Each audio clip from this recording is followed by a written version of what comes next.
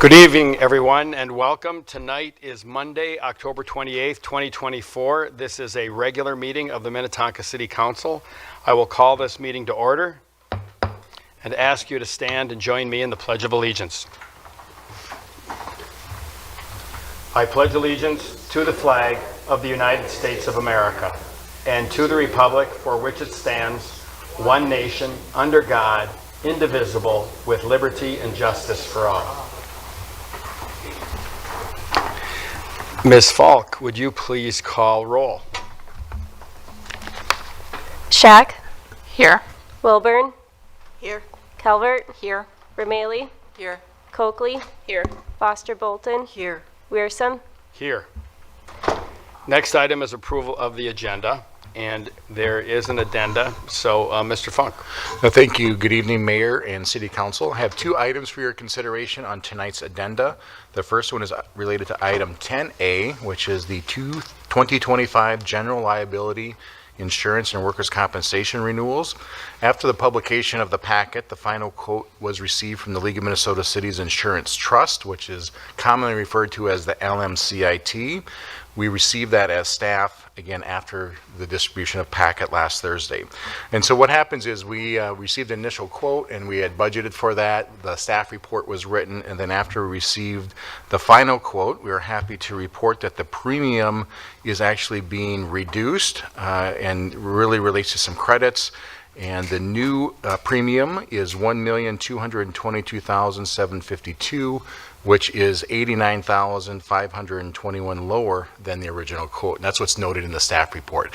Now, you might have a question is, yes, that is savings. That is good news. And I think you hear usually from Mr. Nelson and I that during the budget time, which is we're currently in that, by December, we do bring all this back to you for final consideration at the final levy and adoption of next year's budget.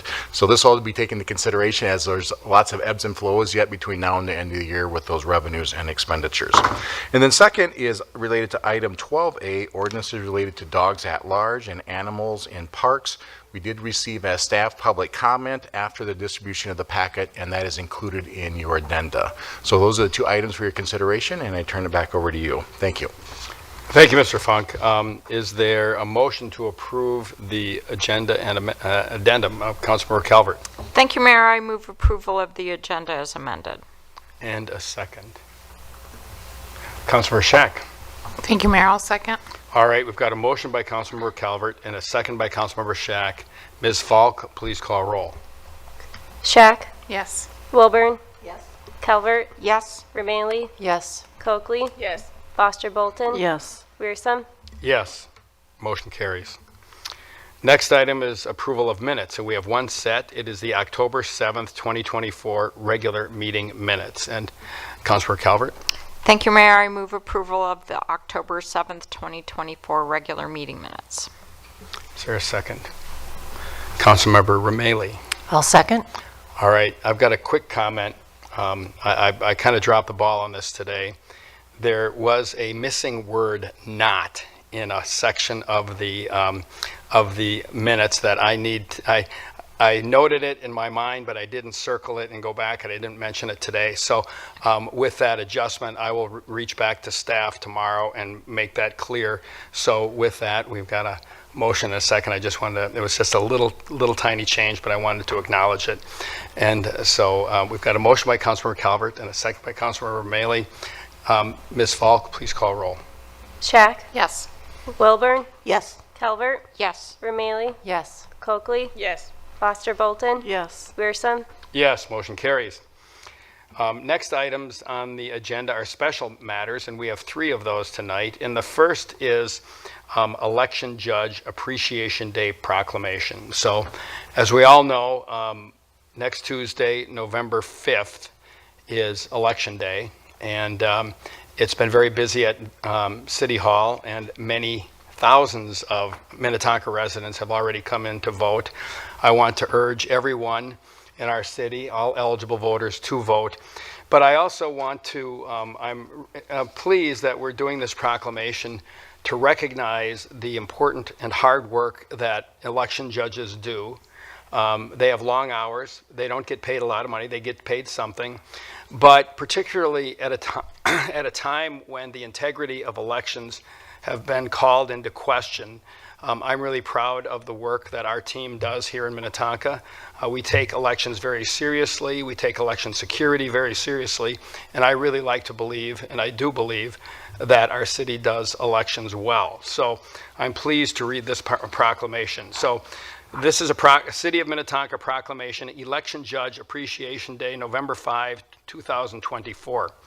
Whereas election judges, with their training, dedication, and professionalism, play a vital role in ensuring high-quality elections in Minnetonka, and whereas election judges uphold election laws with integrity and accuracy, thereby maintaining public trust and confidence in elections, and,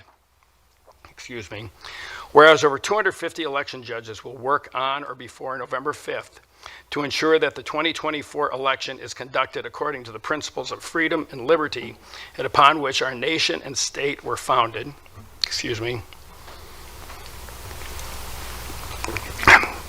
Now, therefore, be it resolved that the City of Minnetonka, or that the Minnetonka City Council hereby proclaims Tuesday, November 5th, 2024 to be Election Judge Appreciation Day in recognition of their valued service and contributions. Thank you so much. All right, I think I can make it through the meeting tonight. We'll see.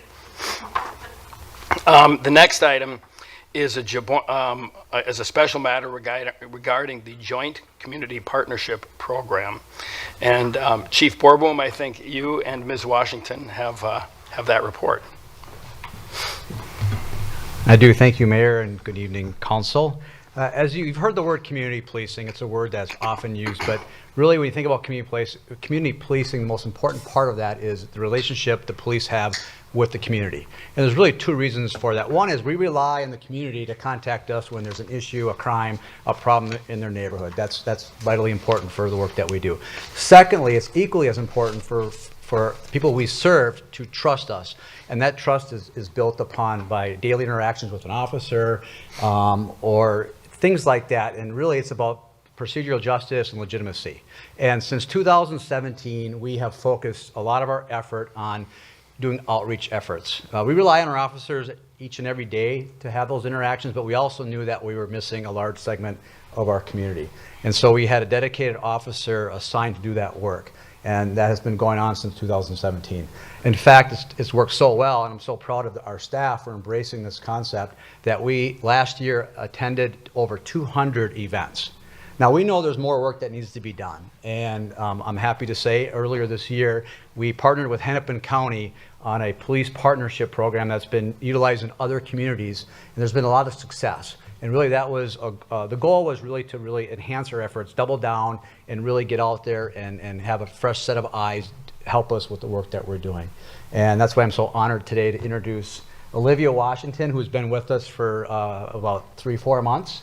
And she will describe the program. I will say we don't leave it all up to Olivia. We have our officers doing this work because I think it's also important in a non-law enforcement encounter for folks to see our faces in uniform. And I think when you have a face you recognize and you have a strong relationship, when things happen, you can rely on those folks to come and be of help to you. And so even though she's here, we have a lot of folks that are working with her closely. So Olivia, it's all yours. Thank you. Welcome. Thank you so much. Good evening, Councilwomen and Mayor. My name is Olivia Washington. Thank you for the introduction, Scott. And I'm going to tell you a little bit more about myself as well as what I do here at the Minnetonka PD. So essentially, I am part of the community engagement team. Prior to coming here to Minnetonka, I was working in corporate America for about 15 years and decided it was time for a change. And there was this position that came available, and I jumped on it, applied, and very thankful that I was accepted for that. So based upon my background, I do come from a marketing, business communications background, which is really great in regards to what I can bring to the table and the insights that I'm able to see with the community engagement team here. So essentially, prior to coming here, I must say the Minnetonka PD has had a very, robust program already. There were a lot of events that were happening. They did a really great job in regards to interacting, engaging with residents here at Minnetonka. And one of the things that was very focused on was, building that trust. So in regards to interacting with the residents, listening to any sort of, listening to them essentially regarding their needs, their wants for this community is really important. And the team here, they were doing a really great job. And also, what is very fundamental to policing is, not only building that trust, but also when there's a strong community engagement team here, it prevents crime prevention. And it provides that space for all to collaborate together in creating solutions for sometimes everyday problems or criminal issues. And I will say too, transparency is really big when it comes to how the Minnetonka Police Department conducts themselves. I was really amazed, honestly, by the number of training that the police officers here go through on a yearly basis, and then also to how open and transparent they are regarding records, or if a resident has a question regarding policing issue or incidents, that information is readily available. And then, leveraging the relationships that are already there to help promote more engagement by the residents. That's really important too. And then overall, all of these actions help to improve the relationships and to provide different perspectives, as well as to address any concerns that may come up by the residents and by others. So the vision for the Community Engagement Department is to allow officers, and like myself, to broaden our reach. I support the officers in the different activities and programs that are in existence here, and then also too that I'm planning for the future. Each officer brings their own interests and their own background to the table. And it's really interesting because there's so many different events and programs that are available, and officers are able to tap into programs and events that they resonate with. So essentially, I'm a Hennepin County employee. However, the county pays 70% of my pay, and the city pays 30%. And I'm part of a program called Joint Community Police Partnership. Essentially, it's to help bridge a bridge between diverse communities and law enforcement. Also, too, it's to encourage dialogue and conversations between law enforcement as well as the residents here in Hennepin County. The work includes evaluating the voice of the community in relationships with police, understanding that dynamic, supporting the police department efforts to understand and to reflect the community that they're serving. I always say that Minnetonka, as of right now, I refer to it as a more homogeneous city. However, it's definitely is growing. It's becoming, becoming a whole lot more diverse than what it was previously.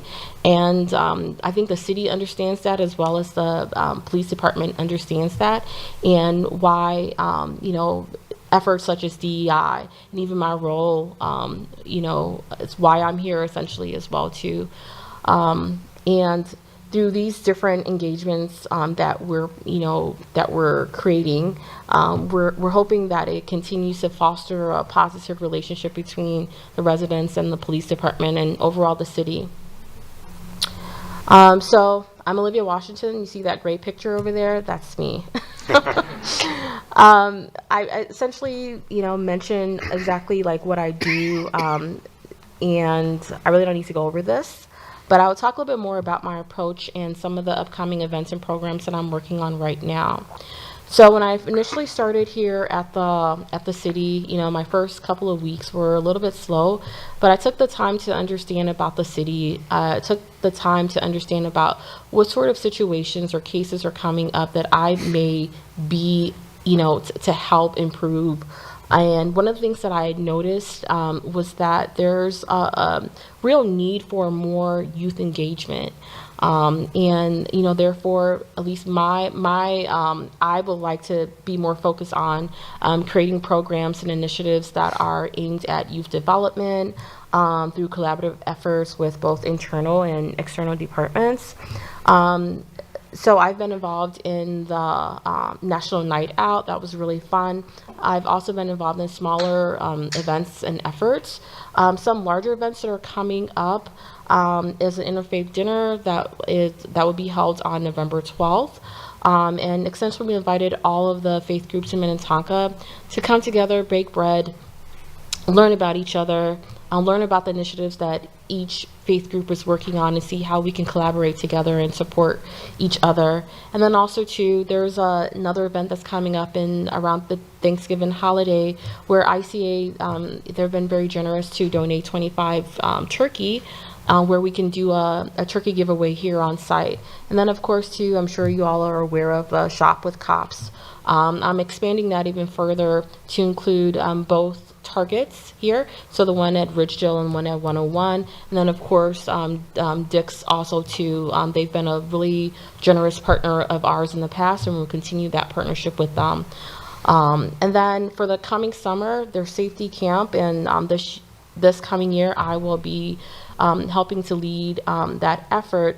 And then a new but kind of twist on Park and Adventure program. So essentially, we all know Minnetonka Rec Department has a Parks and Adventure program. I thought it would be a really great opportunity to partner with one of the larger, newer apartment complex here. It's called the Preserves at Shady Oak.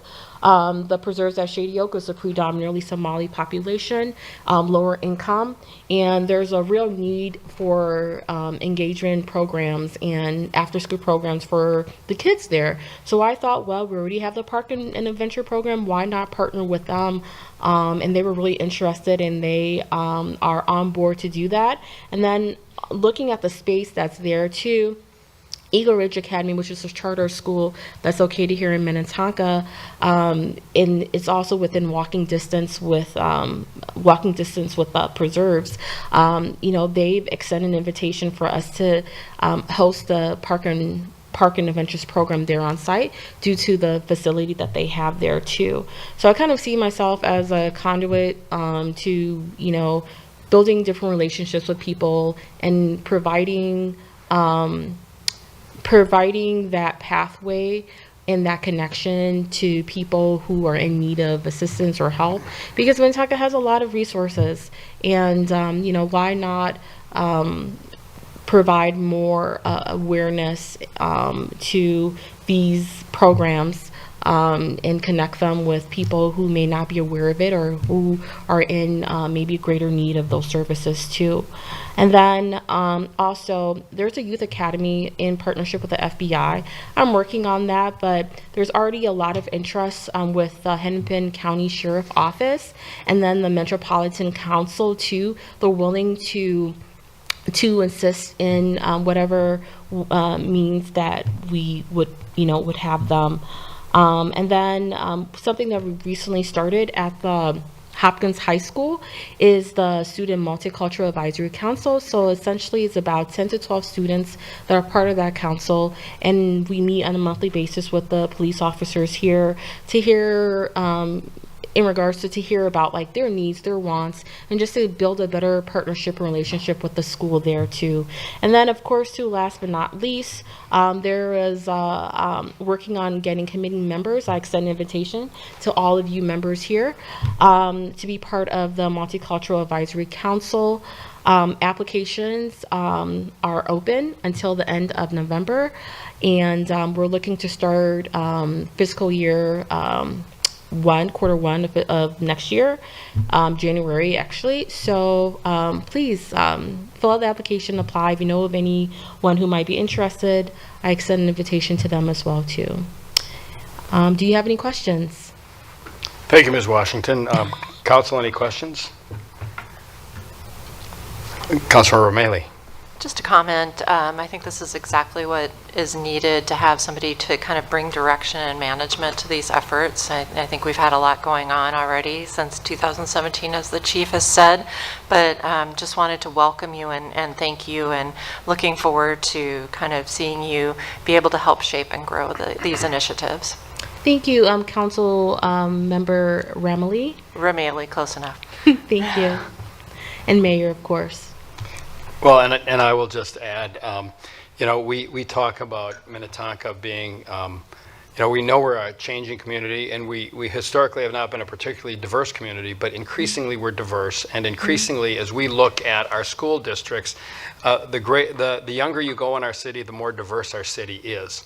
And so I think that's our opportunity. Our future is a much more diverse future. So I think that we talk about being a welcoming community. I believe we are a welcoming community, but I think to make everyone in our community feel welcome, we have to have these connections. We have to have these programs that create opportunities for everybody to be involved in our city in some way. So I really wish you well, and I think it's great to have you in our police department. I'm really glad that Hennepin County is paying 70% of your salary, but I'd be glad even if they weren't. And I just want you to feel welcome, and we will look forward to working with you. Oh, thank you for your kind words. Thank you, council members, and thank you, Mayor. Have a good evening.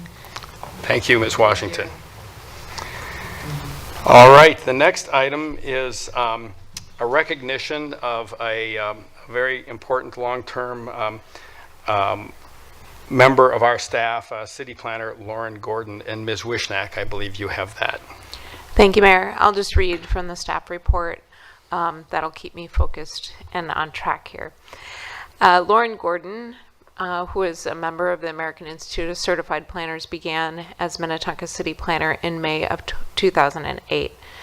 In his role, he reviewed developments, he did zoning code administration, planning studies, sustainability efforts, and also prepared the comprehensive plan and its implementation.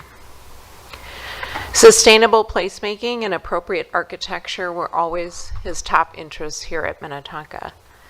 And prior to Minnetonka, he was the Wayzata city planner. We stole him from there. And he also was a planning consultant with Hoisington Kohler Group and a company called Woolpert out of Dayton, Ohio. Lauren also started his career at the city of Ankeny in Iowa. He graduated in community and regional planning from the College of Design at Iowa State University. If you didn't know this about Lauren, he also was a trained mediator, which was used very often in his position. When it came to Planning Commission and projects that were being reviewed, when he arrived at Minnetonka, the country was really in an economic downturn. Locally, the housing market was crashing, yet large projects like the United Health Group's towers on Data Park Drive were being planned, and they needed intense planning and collaboration for the road improvements that were required. Also, that same year, we were finishing the 2008 comprehensive plan. By the way, that's 3 cycles ago. And it was finalized with Lauren's help. During his tenure, over 4,000 units of rental housing were built, of which 950 of those were affordable. All of those units were built while Lauren was keeping an eye on community aesthetics, connectivity, and transformational spaces. The highlight of his work culminated during the redevelopment of Ridgedale, when the vision he helped create started to evolve into projects, one piece at a time.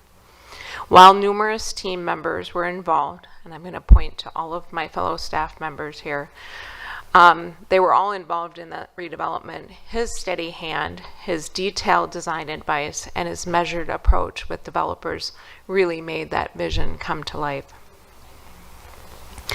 In terms of sustainability, Lauren understood and embraced sustainability as Minnetonka's fabric, bringing the city from what had always been important, its natural resources, to a place where sustainability now is part of everyday life in the city had a lot to do with his leadership. He was able to create a foundation for the Sustainability Commission, and he also mentored other staff members that were needed to do the work on climate action. During his time at city council meetings, Lauren's approach to presenting information on complex topics to the city council was appreciated. Even in the face of crowds of people on some evenings, Lauren was able to calmly and professionally address the details of a project. He was sincere in the way he approached his work and deeply respected other points of view. And during his tenure, this is always a hard stat to share, he attended over 775 official city meetings. He also attended countless special meetings, neighborhood meetings, events, and often had weekend city commitments. Lauren was always so engaged and happy to be a part of the city's planning and development decision-making process. In a more internal comment about his mentorship to others in his fellow employee group, he had a lot of duties and projects and meetings, but Lauren often informally mentored many planners and staff in other departments who were younger in their careers. He provided guidance and support in challenging projects and situations while ensuring these younger colleagues knew their work was important and their contributions were valuable. Lauren was an excellent sounding board when collaborating with other more tenured employees, and he was engaged and a thoughtful listener and was willing to brainstorm through any of these issues. While Lauren was with the city, he and his wife Deb raised 2 children who are Minnetonka School alums. They are now grown, and unfortunately, over the last 5 months, Lauren has had some life-changing medical issues, which caused him to resign from his beloved position at the city.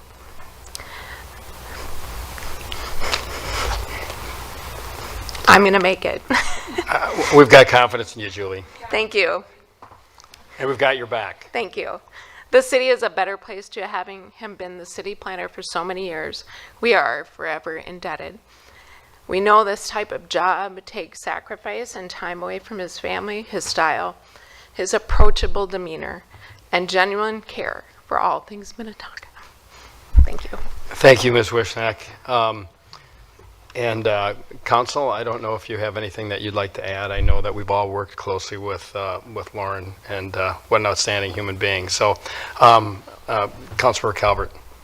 It's hard to keep it brief. I feel your pain, Julie.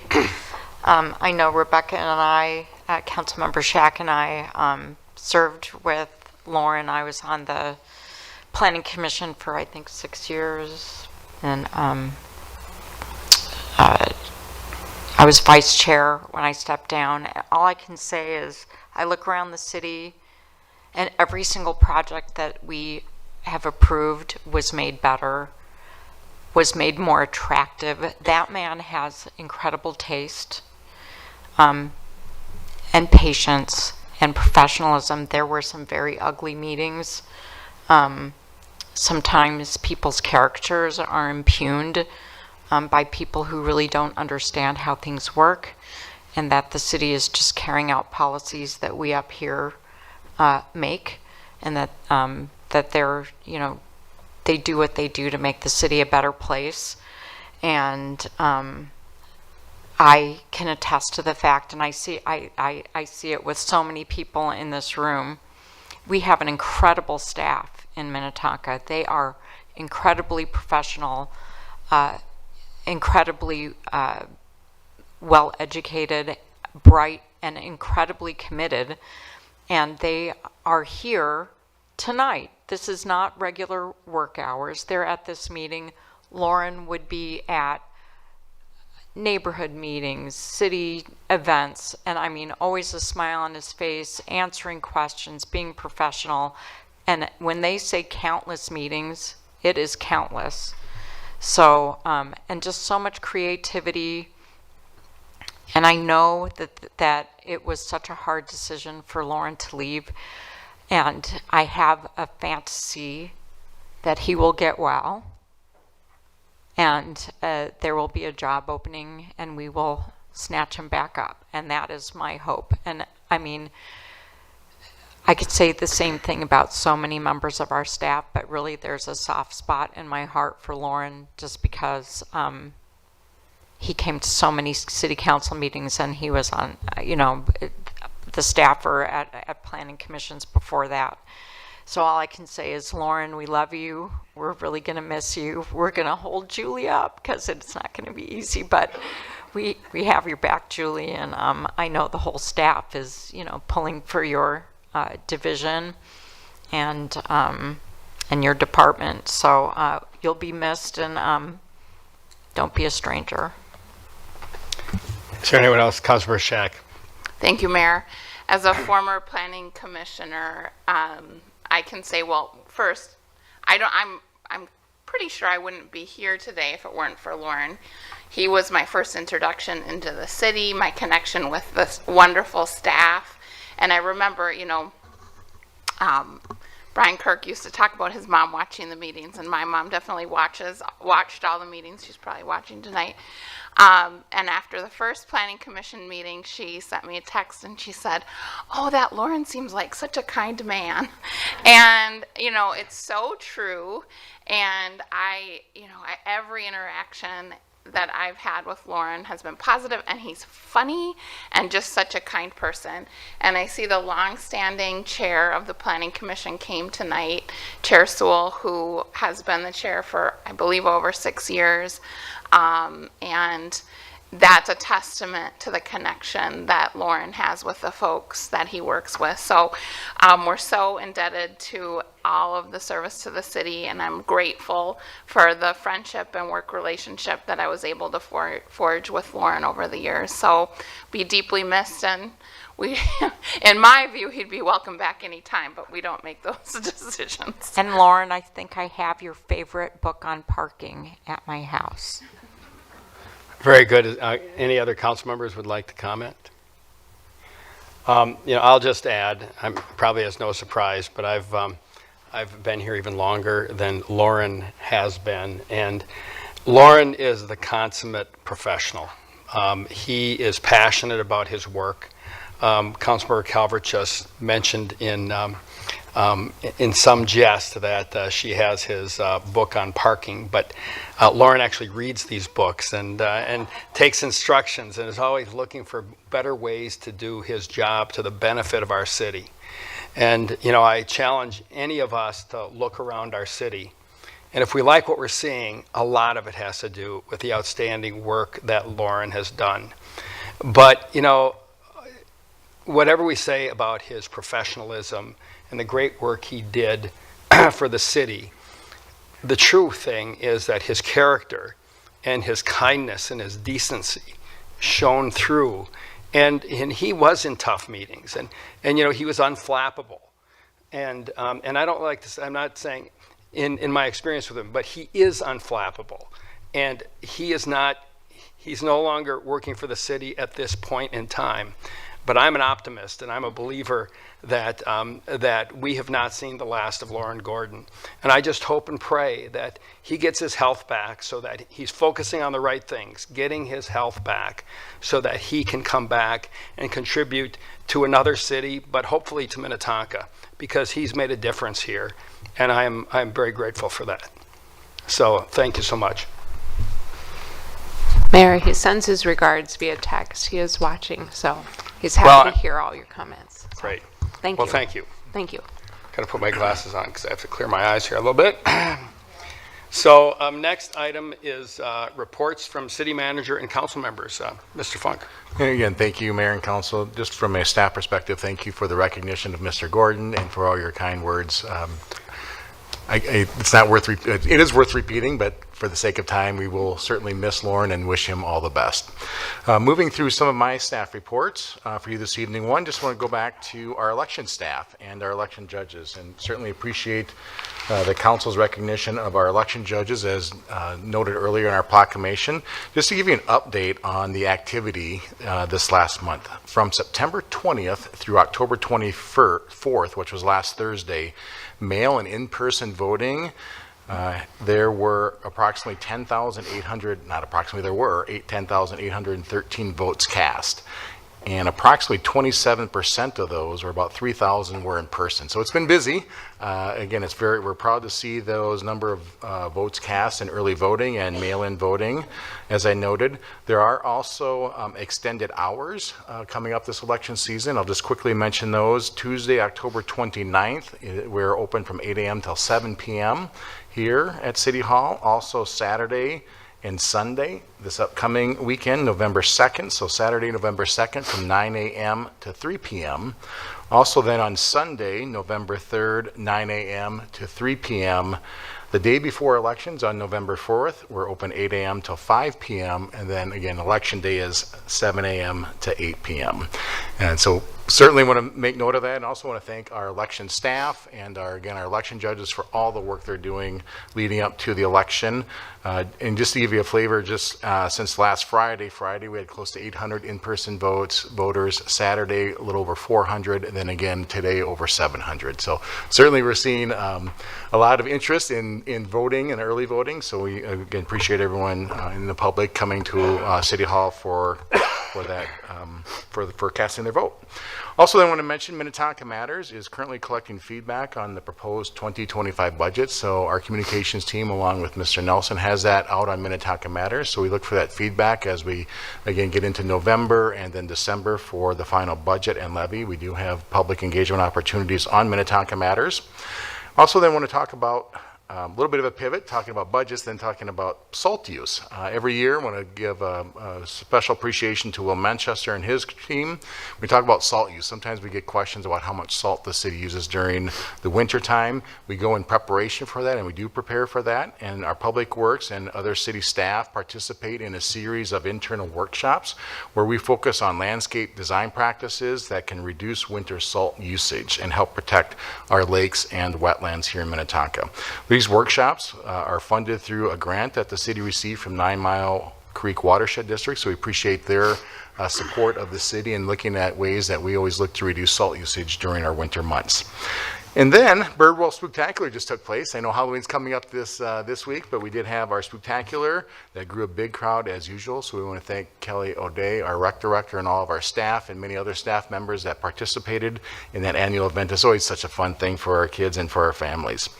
And then today is National First Responders Day. And so we want to say thank you to those who serve in the first line in service to our community. So our police and fire professionals here at the city, we give them great gratitude for today, and certainly many others that work in the field that are first responders here helping our community.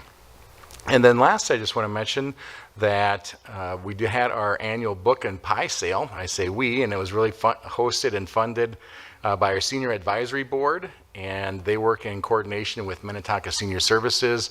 Our finance department also volunteers and helps in that great event, and as always, just a wonderful event with great pies and food, and they collect donations for their activities. And then last, our next meeting is a study session next Monday, November 4th, 6:30 here at City Hall in the Minnehaha room. So with that, Mayor and Council, turn it back to you. Thank you. Thank you, Mr. Funk. Council members, any things that you would like to report tonight? Anyone? Councilor O'Malley. Thank you, Mayor. Just one follow-up to Mr. Funk's remarks. Just wanted to remind folks that early voting up to Election Day, not including Election Day, is here at the Community Center.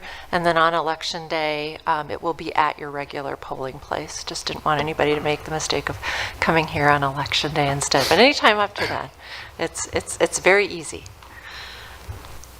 Thank you, Councilor O'Malley. Anyone else? And I will, Councilor Calvert. I just want to say something about elections. So Minnetonka has a long tradition of voter participation, and I'm very heartened by the large numbers of people participating, and we often are at the very top, not just in the state, but nationally, in terms of percentage of voters that participate in our elections. And this is a particularly important election for many, many reasons. And so I just want to express my appreciation to the staff and election judges who put so much effort into making our elections free and very fair. And there's nothing more important. It's literally the bedrock of our democracy. And so I just want to say how proud I am of Minnetonka for already, at what it is, about 1/3 of our voters have already voted. And so I really hope that we get as close to 100% as we possibly can. So thank you. Thank you, Councilmember Calvert. And I will also add that if you come here on Election Day and this is not where you're supposed to vote, there are people here who can tell you where you need to go. So don't give up. It's important to vote. And the only thing I want to report today is as mayor, I get to participate in a group called the Regional Council of Mayors, and we have monthly meetings. And we had a meeting today that was particularly robust. And the topic was housing. And if you're an elected official or a staff person in government, you care about housing. You care that there's a housing shortage. We need market rate housing. We need affordable housing. We need housing of all kinds. And there is broad agreement on that. However, as the last legislative session indicated, and as the coming legislative session will indicate, we all agree on the goal, but we have a lot of different concerns and ideas about how to get there. And cities have a perspective that's fairly uniform, but not totally. But different segments of our elected leadership have different perspectives on that. And so we brought intentionally people together to talk about housing and hear about different perspectives on how we can solve this problem that affects all of us. And when I think about housing, somebody pointed out to me a while ago that during the pandemic, when there was a moratorium on evictions, understand that when someone gets evicted from a home, from an apartment, they then join the status of the homeless. Now, think about that. If you don't have a place to live, you don't have much of a chance in our society. And people need places to live. And that's something that we all have a stake in. It's very important. So that's why cities care about it. So today we had very interesting speakers and interesting conversations, but we had, excuse me, I gotta drink a little water. We had, representing the Met Council, the chair, board chair, Charlie Zelli. We had representing the Twin City Housing Alliance, Kathy Bennett. And then we had Aline Chamuroff, who is with the Minneapolis Fed. So people bringing very interesting and diverse perspectives. And then we had a panel that was made up of Daniel Lightfoot from the League of Minnesota Cities, Tom Pohl, who is part of the leadership of the Municipal Legislative Commission, and Anya O'Connell, who is with Metro Cities. And so it was a very robust discussion. I'm not going to say that we solved problems, but getting people at the table in front of the upcoming legislative session gives me encouragement to say that we can work together to find solutions to this problem that we all agree that we have. But we still have a lot of work to do to find out, okay, how can we solve it? But it's an important issue, and it's an important issue that doesn't just affect people across town or in other cities. It affects us right here. People need housing to have a chance in our society. And so housing is important and affects all of us. So it was a very informative and helpful meeting. So I just wanted to share that with you all. So then that brings us to the next item on the agenda, which is citizens wishing to discuss matters not on the agenda. And so this is an open mic opportunity. If somebody wants to share something with us, please come forward to the podium, state your name and address, and tell us what you want us to know. I will tell you that no action will be taken tonight. We will take in the information. We will refer it to staff, and we will follow up. But tonight, if you have something for us, tell us, and we will make a note, and we will follow up with staff. So is there anyone who would like to address us tonight? Please come forward, state your name and address. Welcome. So thank you, Mayor, council members. My name is Christine Davis. I live at 13111 Greenwood Road in Minnetonka, and I'm here on behalf of my husband and neighbors from 6 homes that have been impacted by a neutral wire energization in 2021 and again, another power surge again a couple of weeks ago. I'll give a little bit more background on that. Tell you that we appreciate Councilmember Foster Bolton has been very responsive to some of the inquiries that we've made. I'd also like to acknowledge Excel for getting back to us via email. However, we need a solution. We cannot have energy surging through our houses again. It's happened a couple of times. It cannot happen again. I'm not talking about outages. I'm talking about power coming through our houses. So first of all, before I get into that, I want to acknowledge you and thank you for your service. It is incredible what you all do. Staff, thank you. Also, other staff that are here today. It was driven home to me as I listened to all the issues that you have to handle. I can't imagine what it's like to have to run for office and then roll up your sleeves and deal with so many different issues. So you have my gratitude for your service and all the things that you do for this community that we really love to live in. So as a bit of background, the first time this happened was on a beautiful day in October of 2021. And if you've ever experienced a power surge, I don't know if we have, it's wild. It's like poltergeist. You can feel it in your chest, the reverb. You can feel the kind of spidey tingles, electricity in the air. You can hear the crackling in your walls. You can see the light bulbs bursting. My neighbor, Morgan, was with her 2 one-year-old twins when it was happening. Fire coming out of the light bulbs, glasses shattering. My other neighbor, Bill, back there, had it happen. We turned a light on, it blows up. Lights that are on, lights that are off. You can also smell that electrical burning smell. So that happened in 2021. My other neighbor, Jeff, saw the flame going across the wire. That wire, the coating was burnt off and it hasn't been replaced. In 2023, we had another issue. It wasn't a power surge, but what happened then, Jeff lost power to their house and a line was run across the street, down his tree, across the sidewalk. Jeff has 3 children under the age of 8 that had to walk across it every day when they went to school or preschool. Most recently, this year, we've had a number of power outages. And power outages are one thing. They're inconvenient. When you lose power for 30 hours, as we did earlier this year, you lose food, you don't have services, it's a thing. But a power surge is completely different, and that happened again on October 18th. So far, from the first time around, we had about just shy of $12,000 worth of damage to our home. This time, we're looking at about 8 right now where we stand.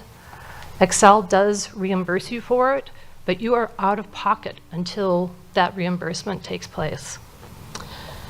So what we're looking for, and you're wondering what's the ask here? The ask is that we wanted to at least put this on the public record so that you are aware that this is taking place. We appreciate the fact that Excel has told us that they are going to work on a solution in December. We want to make sure that whatever that solution is, it doesn't happen again. Again, it's a power surge. It's not an outage. It's not just flickering of lights. That's how it starts, but that's not what it is. So our hope is we're not asking for any direct action from the council at this time. However, if we don't get resolution, we probably will be back because it is unsettling at best to live in a home where you don't know if it's going to happen again. And then, like I said, it's 6 homes. It's not just one. It's the 6 of us that have had this happen on those times. So thank you again for your service. And if you have any questions, I'd be happy to answer them. And I don't know if anyone else missed anything? Okay. I would also say that.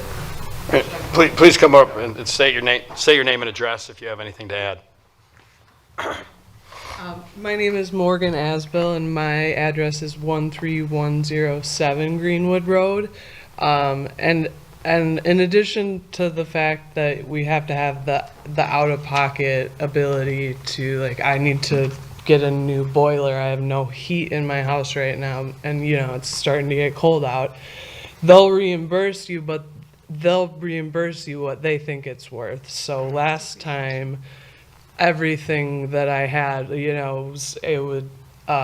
stovetop was $10 or something like that. They don't give you the money that you need to actually replace it. So it's kind of where I I'm a municipal law attorney, so I was reluctant to even come here tonight because I am working on a case against Excel right now for the solar garden stuff. I draft the franchise agreements between cities and Excel, and I know that I don't actually know what Minnetonka's is, but this probably isn't addressed in there.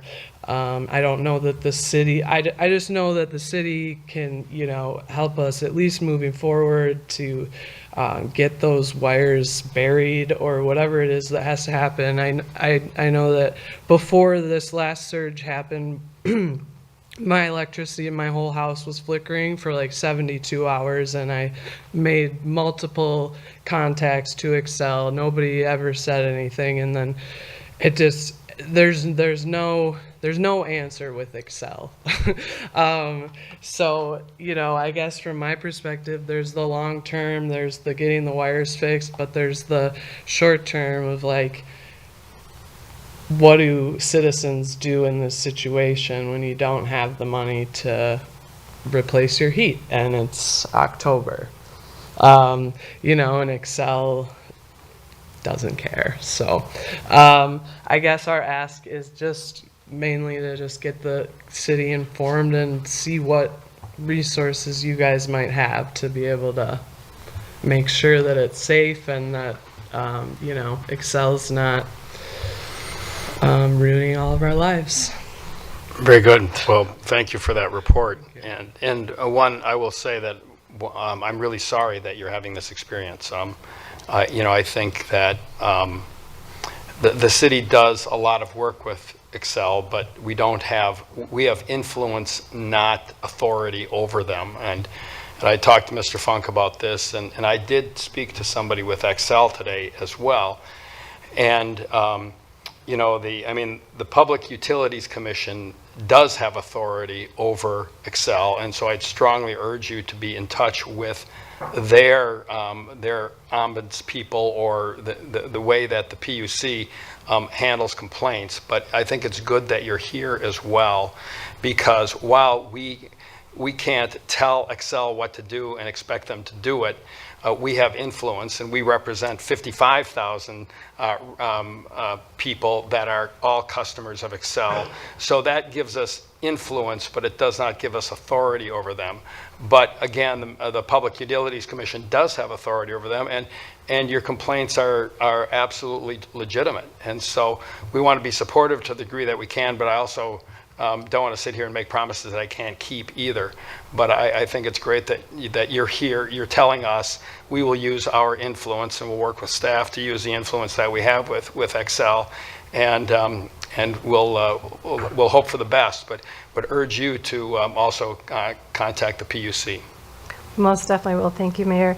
Our intention was primarily to bring the issue to your attention, because if we're not here talking about it, you might not even know what's going on. And we know that it's happening in our 6 homes. There are children under the age of 8 in 3 of the 6 homes.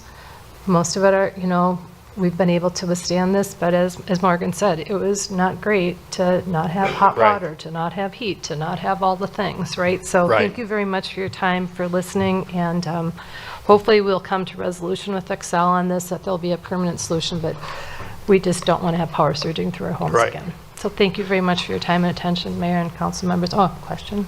Good luck, Councilmember Calvert. And I just want to encourage you to keep us informed. You don't necessarily have to come to a meeting. You can always send an email to staff. They can send it to us. Please feel free. We have 2 at-large council members, and the mayor. We represent the entire city, and Patty's literally, Councilmember Foster Bolton is a neighbor of mine, and and I live in Ward 1 as well. So I just want to make sure that I stay informed, because there is power in numbers, and what the mayor said is true. We have influence, but not authority. But if it really is a persistent problem, and it sounds like it has been for several years, the Excel was here very recently. And while they do many wonderful things for, most of their customers, we did have a list of things that didn't work terribly well. And one of them is like having a person actually respond, and the problems aren't always completely addressed. I talked about solar gardens and the fact that they're not built out, but people have signed up for their agreements for solar gardens. So I just think there's strength in numbers, and like you said, we keep track of a lot of things, but this is one of those things where it's a basic need now to have electricity. We don't live in farmhouses. You don't have a wood stove that you can use instead of your heater.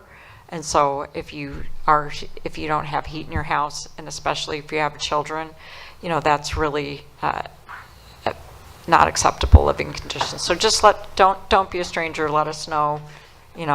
You can find us on the website, and I would love to stay informed so that I can better support you.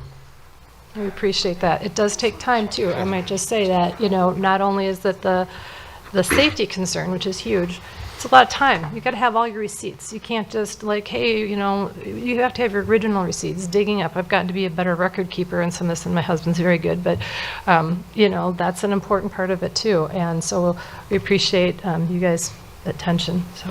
And then Councilmember Foster Bolton, I think you want to say Christine, something. I just wanted to say thank you to all of you and your neighbors for taking time out tonight to come and express this. And my guess is it's not just happening to your 6 homes, that now it's on the record and maybe other families can see that, wait, it's not about us.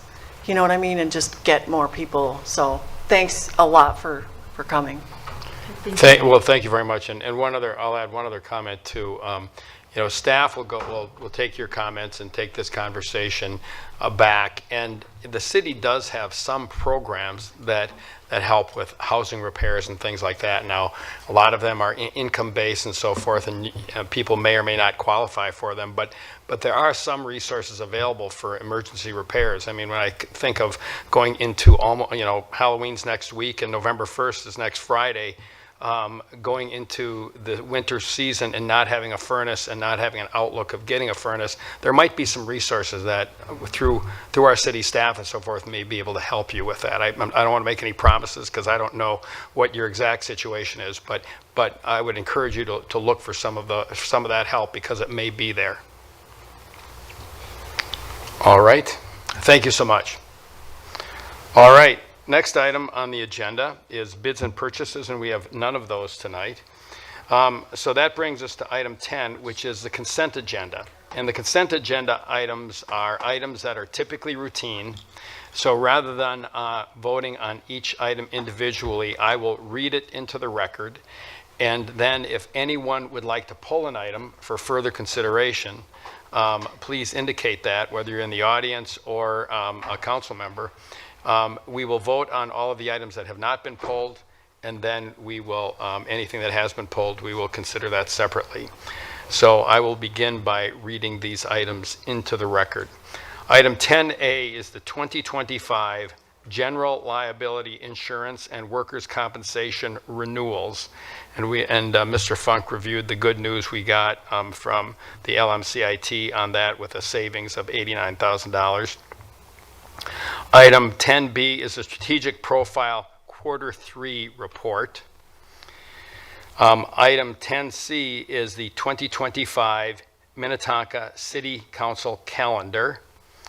And item 10D is an assignment and assumption of the Elevare, formerly 1 Acres Oaks development agreement.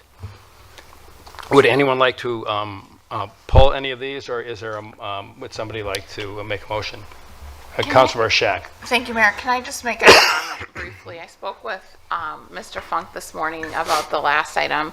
I don't intend to pull it, but he did mention with the new developer that there may be some re-examination of some of the tree removal, and I just want to say on the record that any reduction in tree removal, and I recognize that that there's significant ash trees on that site.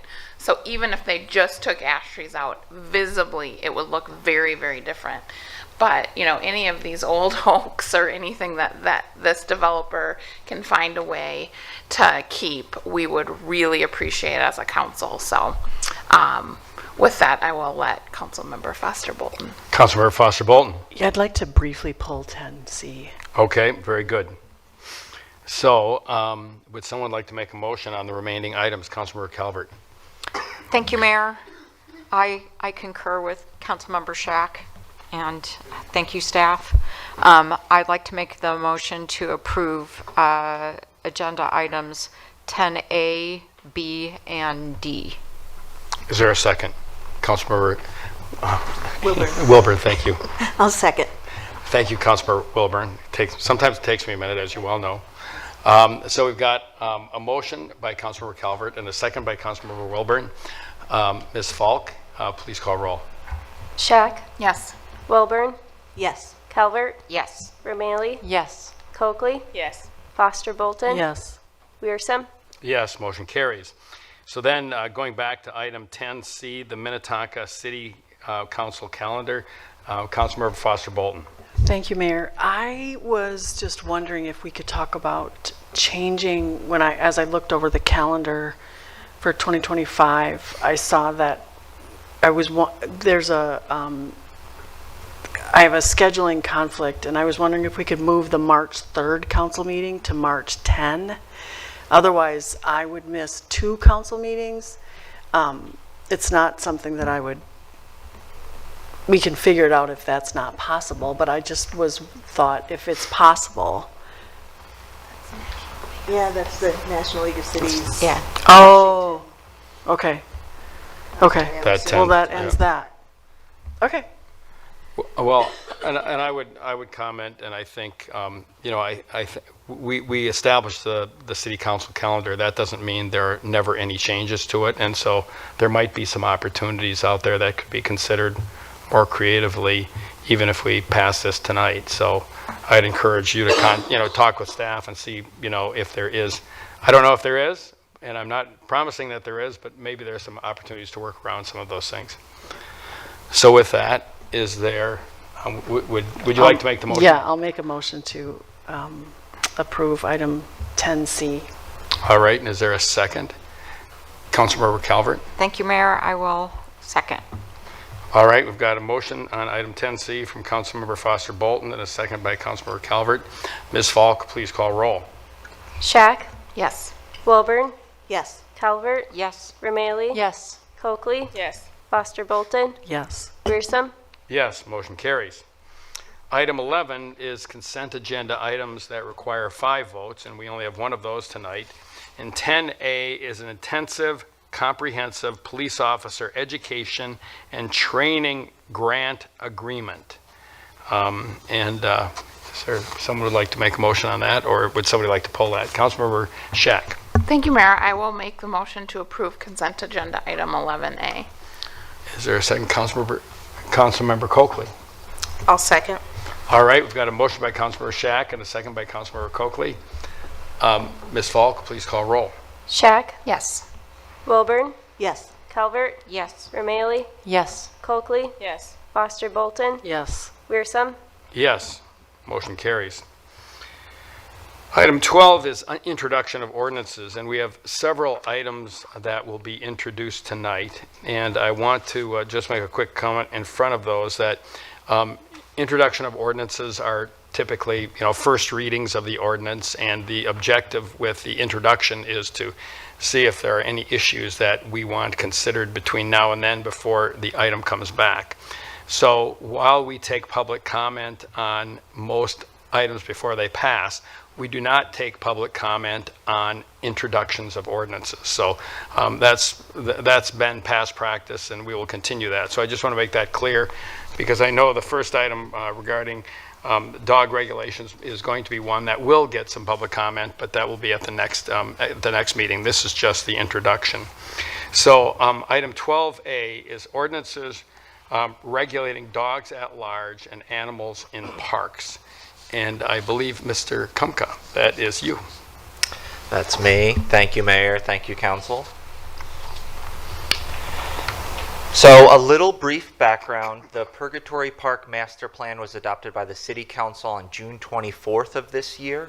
The master plan identified the use of this particular park as a popular regional destination for folks to have their dogs off leash. We heard a variety of public feedback on this matter. They seem to divide evenly, generally speaking, on those that feel that off-leash dogs limit their enjoyment of the park and those that see that current usage as an appropriate and valuable quality of life improvement in our park system. Based on the feedback that we received from the City Council and the Park Board at recent meetings, City staff has prepared 2 ordinances that amend existing regulations related to off-leash dogs throughout the city and specifically dogs in the parks. Minnetonka City Code Section 925.085. This one refers to dogs at large throughout the city. So a dog at large, a bit of a definition, refers to an animal being off the property of a person who owns them, and that applies citywide. The current language differs from most cities locally. Our ordinance currently allows for dogs to be off leash so long as the dog is at heel or under voice command. It's well documented that this has led to some potential enforcement issues. The new ordinance as written requires dogs to be on leash. Currently, it's written to include language related to a 20-foot retractable leash, and that dogs would be required to be brought in to 6 feet when near others.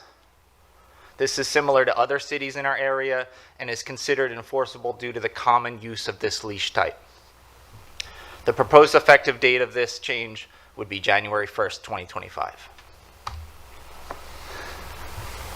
Minnetonka City Code Section 1135.020. This one refers to animals in the park broadly. The current language allows for dogs in quote-unquote unmaintained areas.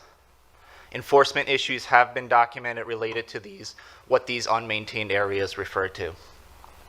The new ordinance as written in our report requires dogs to be on leash or allowed to run off leash in designated areas. Again, referring to this 20-foot retractable leash. The designated areas would be defined by signage and or fencing. The proposed effective date of this being enacted would be April 1st, 2025, and this would follow a community work group recommendations, which I'll refer to. Following feedback from City Council and Park Board, we coordinated this concept of developing a resident community work group. The mission would be to develop recommendations regarding citywide dog strategy, including a number of location options for these designated areas. This work group would be comprised of 9 to 15 residents, council, potentially Park Board members, and city staff. It would be a cross-section of appointed individuals that have an interest in this particular topic. Ideally, there would be a City Council or Park Board member serving as a chairperson on this committee or work group. Representatives from the city staff would include parks and public safety. We would also receive assistance from a consultant in this area that has experience in inclusive and effective community engagement on topics that are sometimes prickly, I would say. And that ultimately this group would provide input on the designated areas within the park system for off-leash dogs. So after tonight, if the ordinance introduction is adopted, the Minnetonka Matters page will be open to collect resident feedback regarding these introduced ordinances. A summary of the feedback would then be provided at the November 18th meeting, City Council meeting. And ultimately, recommended actions from staff tonight would be motion to introduce the ordinances and refer the ordinance amending section 1135 of Minnetonka City Code to the Park Board for review and comment, and a motion to direct staff to form this work group to review and recommend designated off-leash areas. And I am now happy to answer questions or feedback. We also have Captain Meehan tonight to support the conversation. Thank you so much. Very good, Mr. Kumka. Thank you very much for your report. It was complete and concise. Very nice, much appreciated. Council, any questions for Mr. Kumka based on what he presented? Any questions? Councilor Wilburn? Oh, sorry, I was anticipating. So Here, I wasn't calling on you, but if you, Like, I always have something to say, right? well, thank you for that. Even if it's to myself. So I guess I'm wondering, like, how much feedback you want now as opposed to waiting till, so. I think we're at a point where as much feedback as you'd be willing Okay. to provide would help us, draft or amend this language as written. And certainly put that to the public. So I will say, we got the letter from Dr. Holm after the packet went out, and I didn't mention this to City Manager Funk, but one of the points she raised, did strike me that the staggering the dates for the different ordinances is maybe not the best plan.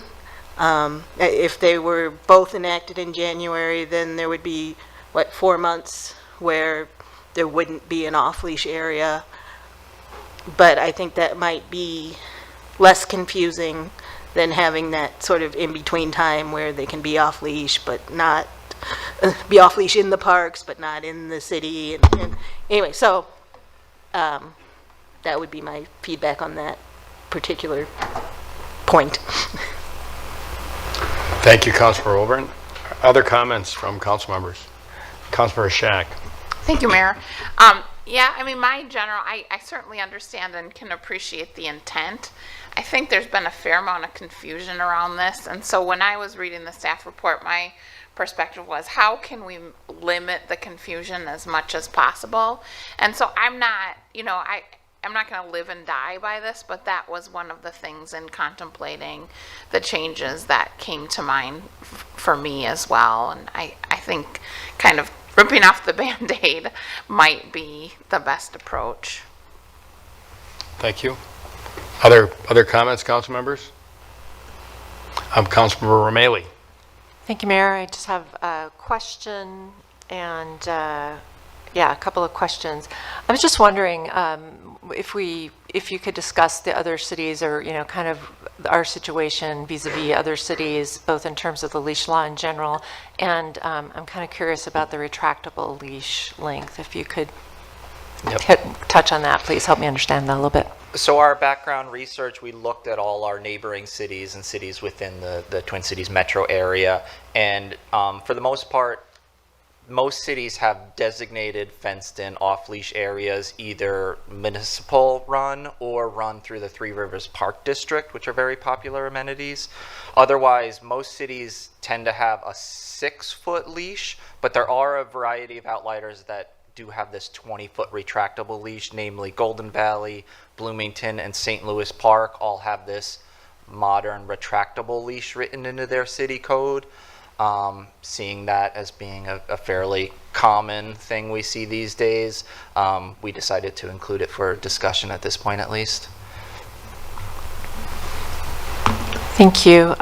Just a follow-up comment. I mean, 20 feet seems like a really long distance, so I think I noted in my conversation with the city manager, Mr. Funk, today that I'm looking forward to hearing what the park board says about that. Personally, I'm kind of in the camp of 15, and also having a shorter leash when you're within people, because 6 feet, when you're on a crowded trail or a crowded street is actually still quite long in my view.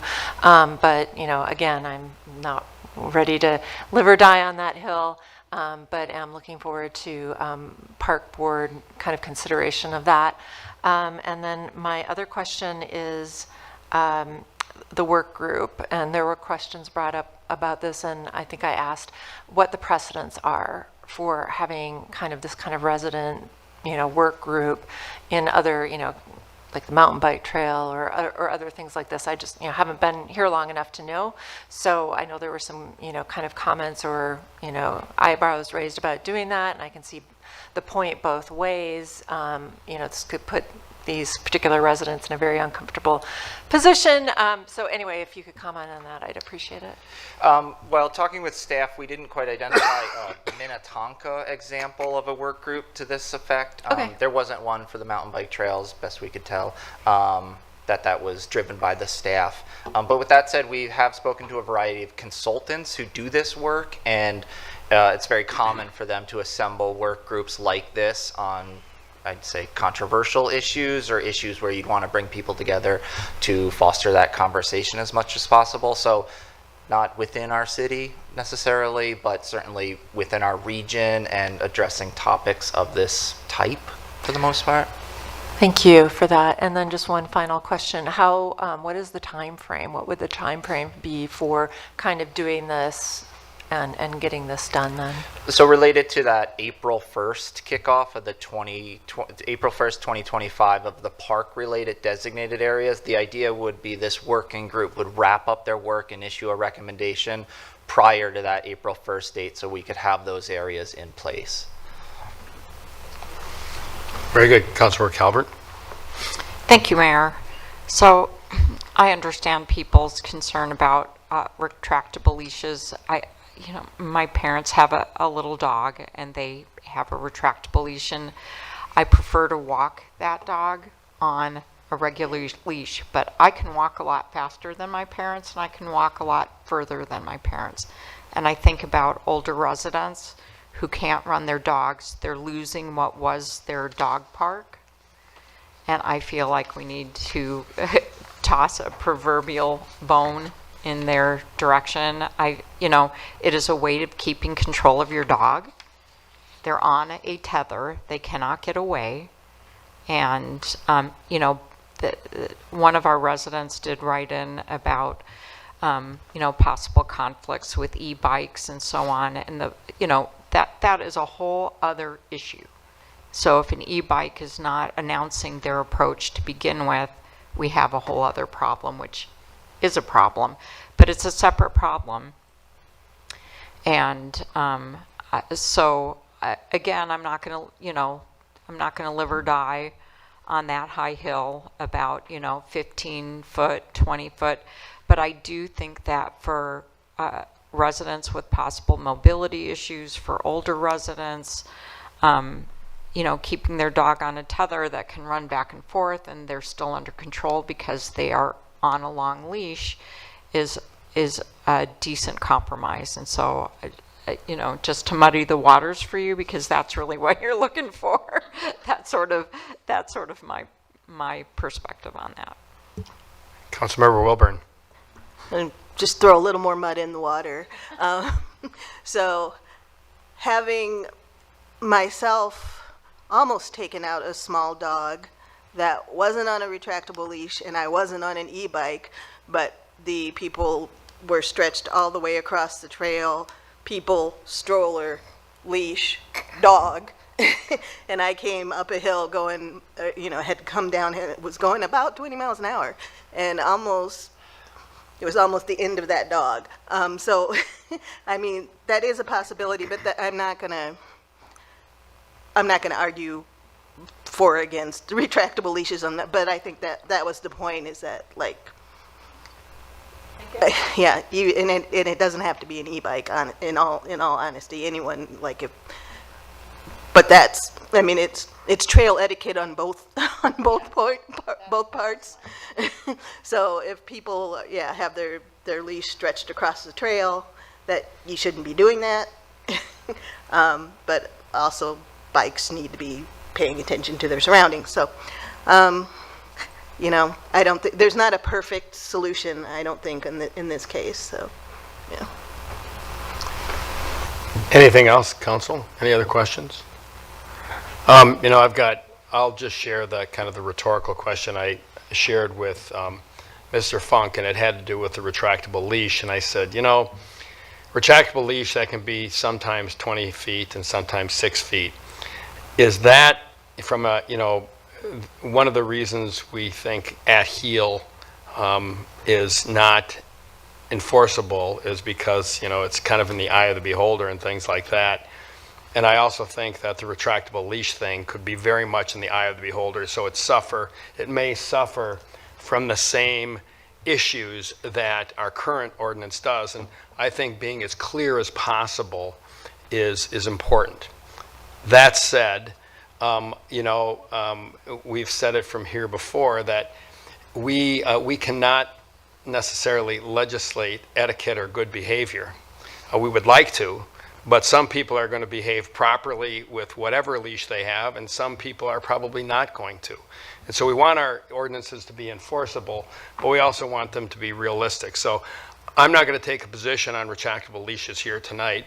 I would look to the working group and to the next steps, but I think it's definitely one that deserves some further consideration to make a decision. My view is that the simpler we can make it, the better. But, you know, just as we were talking about, the dog poop bags and things like that, you know, you can have all of the infrastructure in place. If people are not going to follow the rules and dispose of things properly, you know, we have the same problems with the leash. So my view is we want people to keep their dogs under control. And there are some people who have 6-foot leashes or even 4-foot leashes whose dogs are not under control. And we also have people who have retractable leashes and their dogs can be out the whole distance and they're under control. And so again, there's a lot of gray area in all of this. And so I think we just want to work to be as clear and as simple as possible. We want to respect people, we want to respect dogs, but I also think that we want to respect our the people in our city who are going to be called on to enforce this from time to time, to have, you know, clear criteria so that if there is an enforcement issue, that it can indeed, the rules can be enforced. So that's probably saying a lot of nothing, really. But, you know, I think that clarity is important, and I think that's what I would look to as we consider this going forward, so that we can come up with as clear and simple and understandable ordinance as possible, so that if there are people who are not going to follow the rules, that we have an enforcement mechanism in place. Anyone else?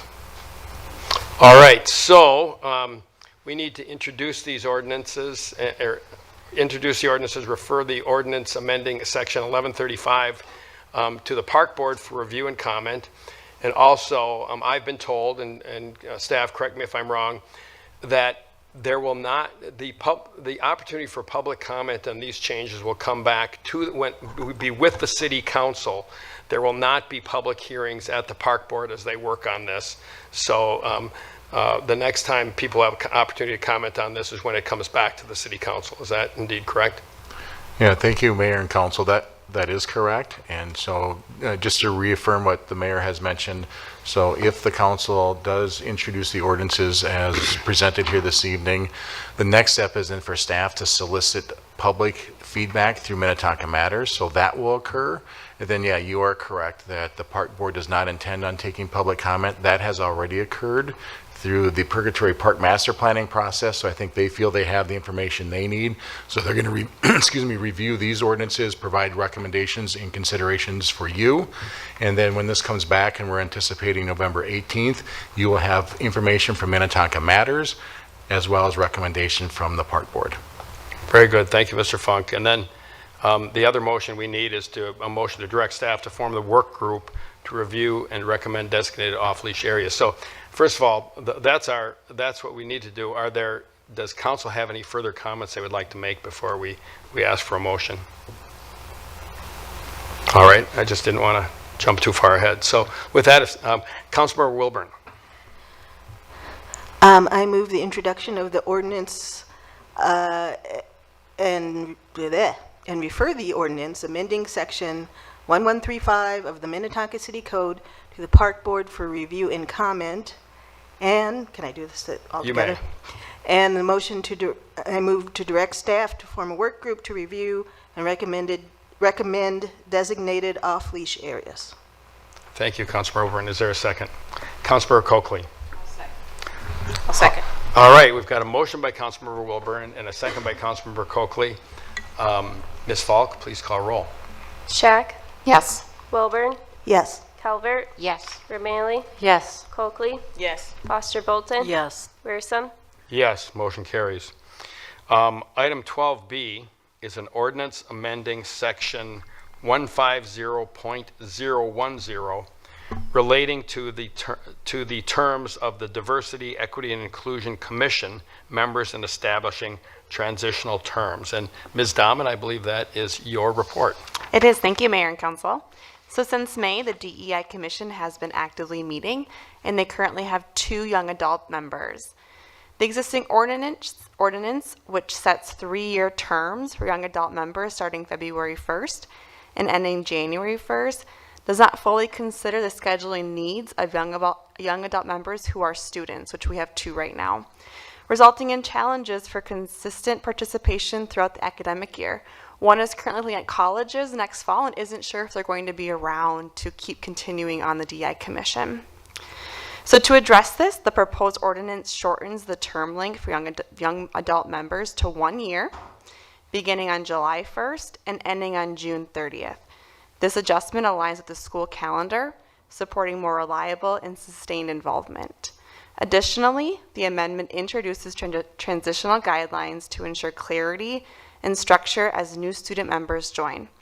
These guidelines will help integrate current and incoming student members smoothly, maintaining continuity and minimizing disruption to the Commission's work. The recommendation this evening is for a motion to introduce the ordinance. And with that, Mayor, I turn it back to you. Thank you, Ms. Dahman. Council, any questions? Councilmember Wilburn. So I discussed this with Mr. Funk this afternoon.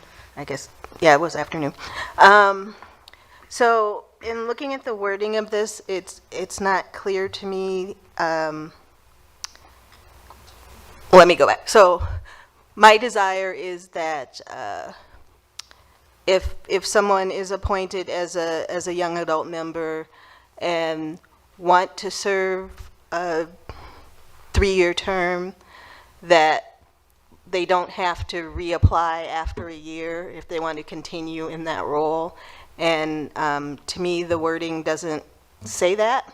So I'm just wondering if that's something that can be included.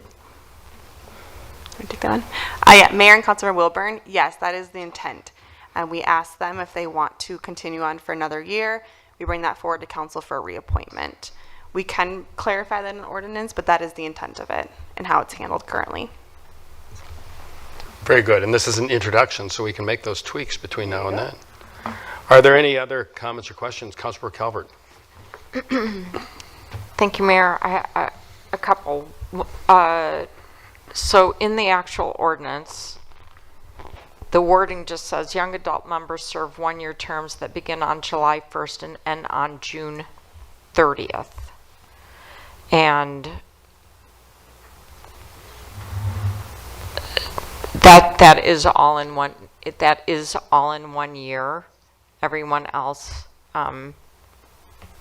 vacancy should be for the remainder. Everybody else begins on February 1st. Yes.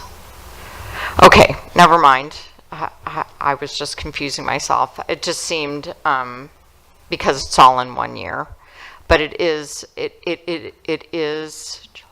No, it ends on the next year. So I'm just wondering if we need to clarify that it's begins on July 1st of 1 year and ends on June 30th of the following year. I think we know, but it's just it's not spelled out. It's 1 year term, so it's implied.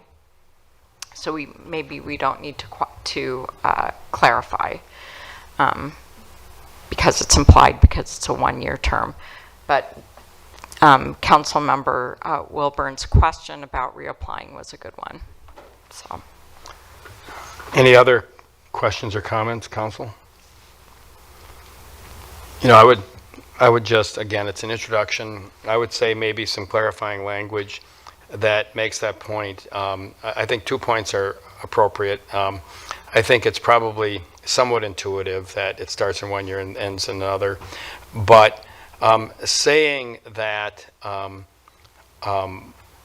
terms can be extended by the council if the student or young adult so chooses or requests an extension might be clarifying language that would help, because I think a lot of times we get young adults who are, juniors and seniors in high school, and it's only a one-year deal. But theoretically, we could get somebody who's a freshman, likes it, wants to continue, is passionate about the issues, and would like to continue for up to 3 years. And I think we should just make sure that it's clear that that option exists for students who would be so inclined. So that's my comment, for what it's worth. And Ms. Heine, I don't know if you have any comments you'd like to make. Mayor and members of the council, we'll take a look at it, but I don't believe that any change in the ordinance is required, because it's sort of standard practice at the end of a term. And I think there's another code provision that addresses reappointments, and we always ask the existing ones, do you want reappointment? And it's not opened up for application to others if the sitting member wants reappointment. So it would be handled in the same manner as all other commission appointments and reappointments. Very good. Thank you. Are there any other comments or a motion from council? Councilor Shack.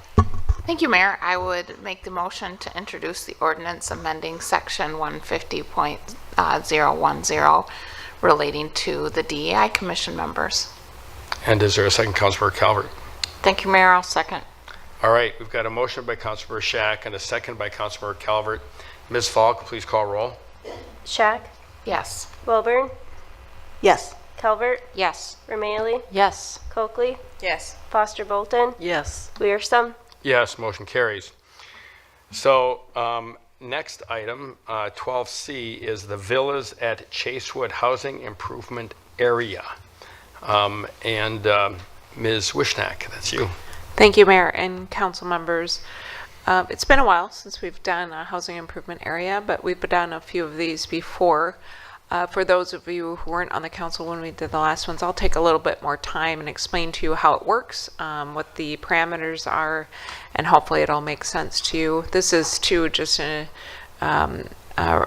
introduction of an ordinance to establish the housing improvement area.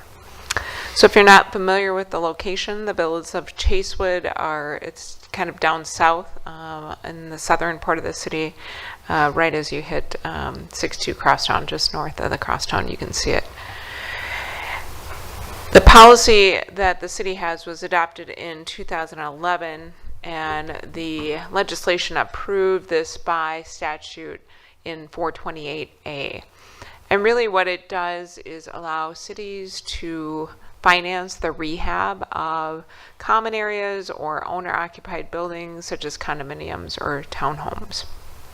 The city has the authority to finance the improvements by either issuing bonds or doing loan funds. We've done it both ways in the past, so we've done it. Depends on the amount, and that usually dictates how we go about the financing. It really allows the city to finance improvements through a housing fee that's paid on the homeowner's tax statement. A lot of times we're a little loose with that language. Sometimes we say the word assessment. It's really not an assessment. It's a fee for the housing improvement area. A little history about this particular development. It was built in 1989. There's 188 units of housing in the area. They sit within 21 buildings. 147 of them are considered owner-occupied, and there are 41 of them that are occupied by renters.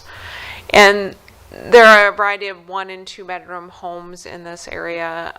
Sometimes they're as small as 800 square feet, but they do go up to about 1,100 square feet in size. The values of these homes range from $101,000 up to $275,000. So a very modest price for a home in this area. For the rental units, we did some research. We talked to the EDAC about this. We wanted to make sure we understood when people are renting the units, what rates are they renting at? And we were able to look at our rental registry and found that about $1,400 for a 1-bedroom and about $1,800 for a 2-bedroom. If you're not familiar, this is going to fall into 70 to 80% AMI, if that helps you kind of cross-tabulate with other projects that you've worked on. it says 60 to 70, but it depends on if you have a 1-bedroom or 2-bedroom, so you just have to use the percentages a little bit loosely. It does qualify itself as naturally occurring affordable housing. So when you talk about NOAA housing, that's what this is. It exists and it's affordable both from a rental situation and a ownership situation. And then the square footage rent is just noted on the table below. So really, the issue that happened at the buildings is, there's constant review of maintenance issues when you have a homeowners association. If you haven't lived in a homeowners association, this is a pretty common thing that happens. You go through the list of things that you have to repair. The association dues typically pay for those repairs. Unfortunately, when they hired the engineering company, they found extensive damage to the sheathing and the framing of the building. So you can kind of see some of the pictures that were in the engineering report. And they also talked about, is there any other way to finance this? Are there banks that would lend us the money? They weren't able to acquire financing that way. And so they did then contact the city in 2022 to talk about the financing. There was a note that they are not able to get Fannie Mae or Freddie Mac mortgages due to the condition of the property. This does sometimes happen when there's too many issues with the building, and so they aren't able to get any of those financing packages for potential homeowners, which then obviously reduces the amount of options for people who want to sell their property. So this is a list of items that need attention. There's concrete work. The building facades need to be replaced, all the siding and the trim. This is one of the bigger ticket items. Obviously masonry, tuck pointing, those sorts of things also need to be addressed. Attics, there's a lot of ceiling and roof vents that need replacement. And then other building costs like the windows and the doors, all the decks need to be replaced, and the balconies need renovation. So that's almost $5 million of that $12 million figure. There's also quite a bit of contingency in the budget in case there are other things that are unknown at this time, maybe that the report didn't uncover. So it's pretty strong contingency if you're wondering why that amount is what it is. We typically do that when we do these sorts of HIA funding so that the homeowner kind of has that worst case scenario situation as they move into the notification and the information. So the association preferred to finance the improvements initially with a construction loan, and then the city would be the takeout financing. Some people might ask, why do they do that? And the reason is so that the construction is all managed by the homeowners association, their representatives, and the city isn't approving all of those construction approvals, etc. So it's a much easier way for the city to handle it, and then we're just the end financing for the construction. The city would use general obligation housing improvement bonds. There would be an allowance for prepayment prior to the bond issuance. This is kind of a sticky thing when you issue bonds for a project like this. You can allow that prepayment to occur. Once that prepayment period is done, then that prepayment allowance is gone, and they have to then continue that assessment over the life of the assessment or the fee that needs to be paid. It's also important to note this does not count against the city's bank qualification of $10 million. So there's a kind of a ceiling where you have kind of a ceiling for what the city can do for bonding at a certain rate. This does not affect that at all because it's secured through the fees that are being paid by the homeowners. So based on a 20-year bond estimate, each fee, each unit would be determined by the ownership interest or their percent of interest in the unit. And then the fees are collected to pay the bonds, and then the HIA fees are established. So for instance, on a 1-bedroom unit, $57,000 would be the assessment, which is $71 $2.58 per square foot. That's an 800 square foot unit. And then there's another example for a 1,000 square foot unit. And then on the bottom, it kind of shows you what the existing association dues are and then what the projected HIA dues are, so that you get to an all-inclusive number at the end. So you can kind of see what those numbers are again on a 1 and 2 bedroom situation. Again, very strong numbers, but if you're one of those homeowners that really can't sell their unit or nobody wants to buy your unit because there's not, the building isn't in good shape, then obviously you're looking to do the assessment. So when somebody applies, the city does not do this. So we're not contacting homeowners. We're not saying, hey, come into the city, get the city's financing. The homeowners themselves actually petition the city. So the requirement is that they have at least 113 people sign the petitions. In this case, you can see there's an overwhelming support. They had 84% of the homeowners asking for this petition. And so what we do, though, is we do a little bit of quality control, and we make sure that the petitioners, and we just went through about 10% of them, make sure they understood what the project details were and all the associated fees. All the respondents that we contacted actually indicated they were fully aware of the requirements and also understood the fees that were being proposed. So again, it's just a cross-check for us to make sure that there wasn't kind of a quick, oh, here's your fee, and that's the only extent of information that they get.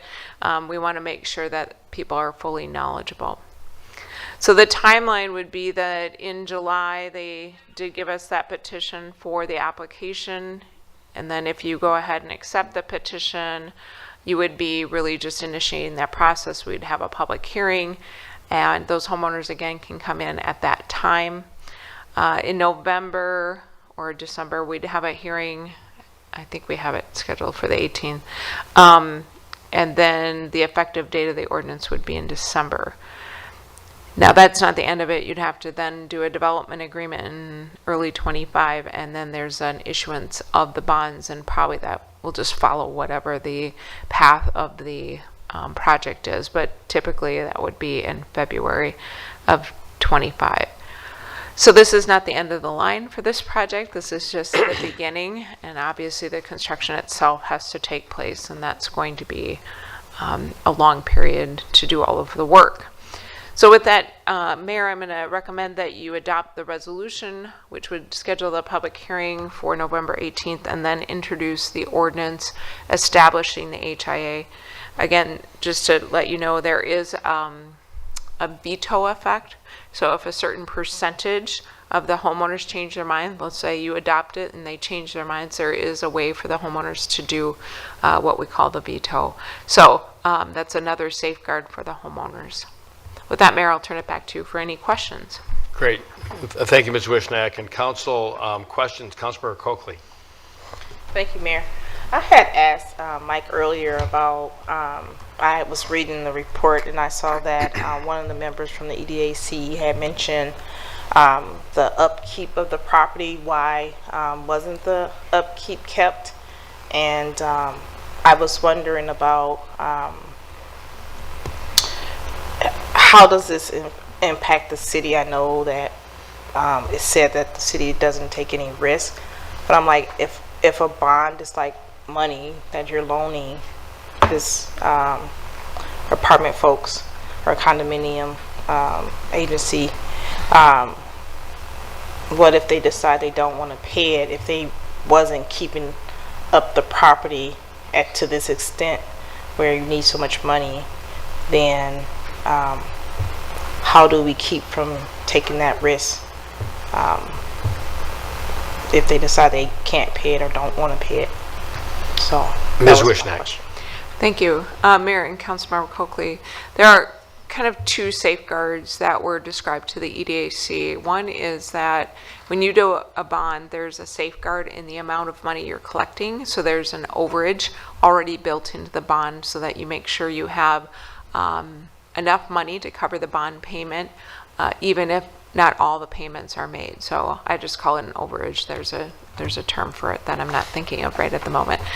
The second kind of thing to think about is when you have a fee that is paid by property taxes, the likelihood of the city not getting the property tax revenue at some point is pretty small. Let's think about a foreclosure, for instance. A foreclosure happens, a bank forecloses on a property. Eventually that money still gets paid to the city. The property taxes need to be cleared before the next owner is able to take possession. So they will go ahead and take care of the property taxes. It's very, very rare to have tax forfeiture happen, which would be kind of the worst case scenario. And if a unit does go into tax forfeiture, again, that's what that bond overage is designed to handle, is any mispayments, lack of payment, delay in payment, those sorts of things. So hopefully that helps. It does. I just have another question too.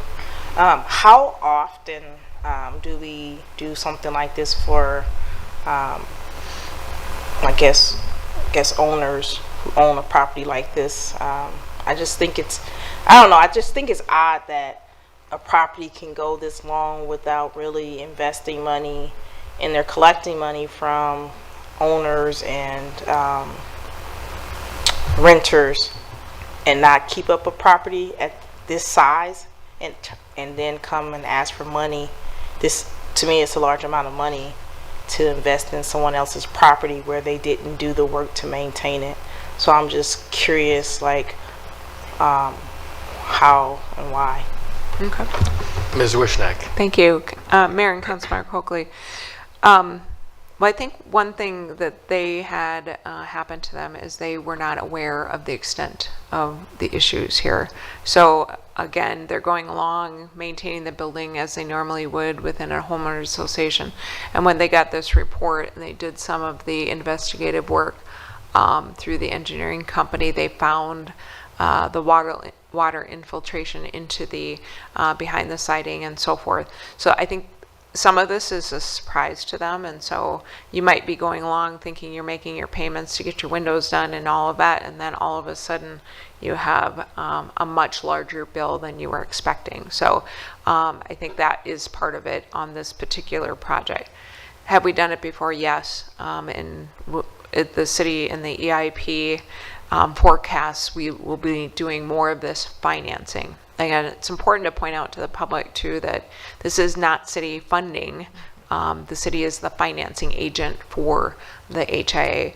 The people who live here are paying for the improvements. It's not that they are not. It's not a grant, if you will. So hopefully that helps make it clear that again, the homeowners association, I just think, got into a pretty difficult position. Another case would be like Cloud9. They had $4.5 million of infrastructure they needed to invest in as a result of some of the unanticipated office to condo conversion issues that they were experiencing, mostly with their HVAC and their windows and that sort of thing. And I'll say one last thing. Sorry, a long answer to your question, but a lot of these 1970s to 1990s associations probably didn't have the best, most detailed maintenance reports done for their homeowners association dues.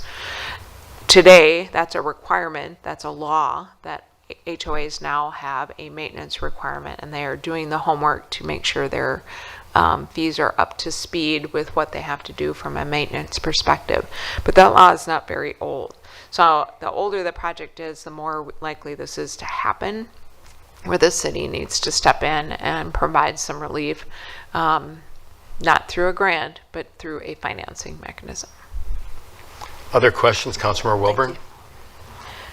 So, sorry, Tim. I mean, you've mostly answered my question, but I'll just ask it anyway in case there's like more information. So my initial question was sort of how did we get here, and without like trying to point fingers and say it's such and so's fault or anything like that, but you know, it's was my understanding that the point of the HOA is to do maintenance, and so was this,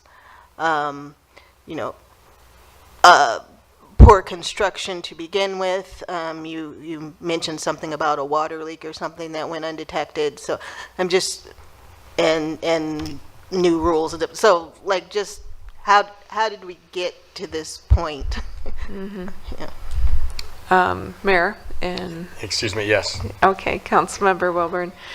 I think that it's probably a number of factors. I think probably the building was built very affordably, let's put it that way. Meeting the minimums, but not anything beyond the minimum requirements. I think that has a lot to do with it. That probably means some of these things didn't last as long as maybe people would have wanted them to. I also think that when you, again, look at the price point that we're in, 100 to 275, and you look at the resources that people have, trying to manage those association dues with that kind of income that you need to have that kind of mortgage, I think there's a little bit of a balancing act that goes on with the association, and the tolerance, for how much maintenance and how much investment are they going to do in a building every year. So I think it's a combination of a lot of things why it ended up like this, but I do think that a lot of it had to do with just kind of the minimum being done, and then kind of some of the damage that happened that they just weren't aware of. Council, other questions? Councilmember Calvert? Thank you, Mayor. So there were questions sort of so far about sort of the bonds being paid, through these fees. My question really has to do with, thinking about the fact that this is really in an effort to preserve affordable housing, which has been a focus of the city for quite some time. So to me, this is an investment in the kind of housing that is sorely needed all over the country. And, it's too bad it got to this point, but this is a wonderful mechanism for making sure that we can address the issue that the management of that property couldn't do through other financial institutions. So we're basically the financial conduit for this. My question, and I don't know if you know the answer, is for the residents, this is a big increase in basically their dues or their fees or whatever. What happens if, what happens to the resident if they can't make it? I mean, this is really, is it just,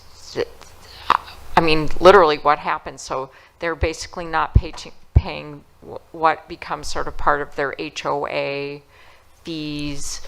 What happens to them?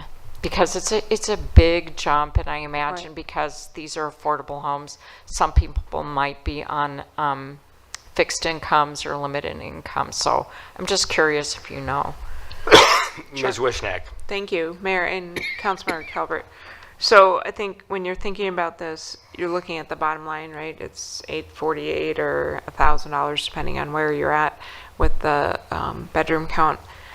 Try not to mix and mingle those numbers, though. So their association dues are still their association dues, and they'll continue to have those as they do today. Right. Their payment of the fee comes with their property tax. If they fail to pay their property taxes, that's the whole property tax process. So if you don't pay your property taxes on a homesteaded property, it's the normal procedure that is dealt with for that non-payment, but it goes right with the property taxes. So it's not like, that's a good clarification. yeah, it's not like you have now the association collecting $848. That's not what happens. The association's collecting $362. We're collecting the $486 on the taxes, and that's, so the default is on taxes, not on their dues. Now, an association has a default on their assessed dues. There are procedures for HOAs to deal with that. None of them very good end results. So And that brings up another question. So just having looked recently for housing for people in my family and becoming familiar with a lot of HOAs, and you know, they're all different. They cover different things. They're for different amounts, and as you pointed out, depending on the association, they have different tolerances for what it pays for. So it might be, you know, utilities and snow plowing and maintenance and, you know, a million things. So it might be very high. And then for other associations, it might just be, say, you know, a few utilities or services and maybe not so much repairs, and that the individual homeowners might be responsible for some of the repairs. So that's a big, I mean, we got here because the dues may not have been enough. I don't know what their arrangement was, how much the individual homeowners were responsible for, but those are pretty low dues for around here, which makes it affordable, which is a good thing, but also are we sure that the actual HOA dues are going to be covering the ongoing maintenance once the repairs happen? Mayor and Councilmember Calvert, when you go through an HIA process with the city of Minnetonka, you are required to basically open your books as a city and let us look at how you're preparing for kind of this next iteration of improvements that you have to make. So it definitely is something that our financial advisors comb through, and we look at how are they preparing, what are their fees now, how are they ramping them up over time, and does it get to a point at which they can then afford to do their future improvements. And we make sure that happens, and that's a requirement. So when you see that development agreement in February, that will look for the language on that. There's a bunch of language that talks about their existing dues structure and how the city is able to make recommendations if we don't think it's adequate. So, and I appreciate it. And I also appreciate your comments about how it's a balancing act, because, you know, repairs and maintenance for anybody is expensive, and we're trying to keep housing affordable. So it is. So I appreciate everything you just said. So thank you for the good explanation. Councilmember Romali. Thank you, Mayor. Yeah, I have a couple of questions. First of all, I'll start with a comment. It sounds like there was, you know, definitely some design and construction flaws in some of these earlier buildings like this, and I just appreciate the fact that the city is able to come in and do this, because it's much cheaper and more sustainable than tearing down and rebuilding. This is a building that, you know, could become blighted quite easily. It sounds like it's teetering on the point of, or potentially could go that direction. So I think this is a very good thing that, you know, we're able to do in order to, you know, again, preserve that naturally occurring affordable housing. But getting on that, the topic of sustainability and also affordability, I was wondering if an HIA, and forgive me for not knowing this already, if there is kind of conditions that can be kind of imposed, both in terms of quality, you know, control, a sustainable building envelope, and very energy efficient building envelope. Does the city have any ability to influence that piece of it as we're going forward and providing the financial instrument to do this? You know, kind of playing into our climate action adaptation planning. We don't have codes yet, but, you know, in situations like this, and then following up on that would be affordable housing. This is naturally occurring, but I know with new developments or developments that we approve for redevelopment, and that city has funding, that was in the affordable housing report that we're, I think, going to hit after this, we can, you know, I don't want to say impose, but, you know, have some requirements for when city financing or, you know, other gives are provided. And so I didn't know if this is an instance where we could do something like that.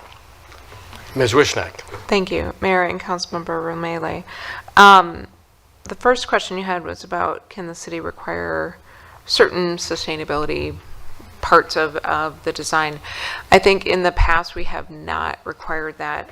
Typically, the improvements that we're seeing will do better, if you will, by the environment, by having better insulation, better windows, better treatments, etc. So I think in the past, I think this happened too on the townhomes that we had improvements on, where we were looking for those energy improvements, and that was going to then benefit on the backside the homeowner. So I think just by default, some of these get there, not to maybe to the extent that you were thinking, but we have not added those conditions in the past.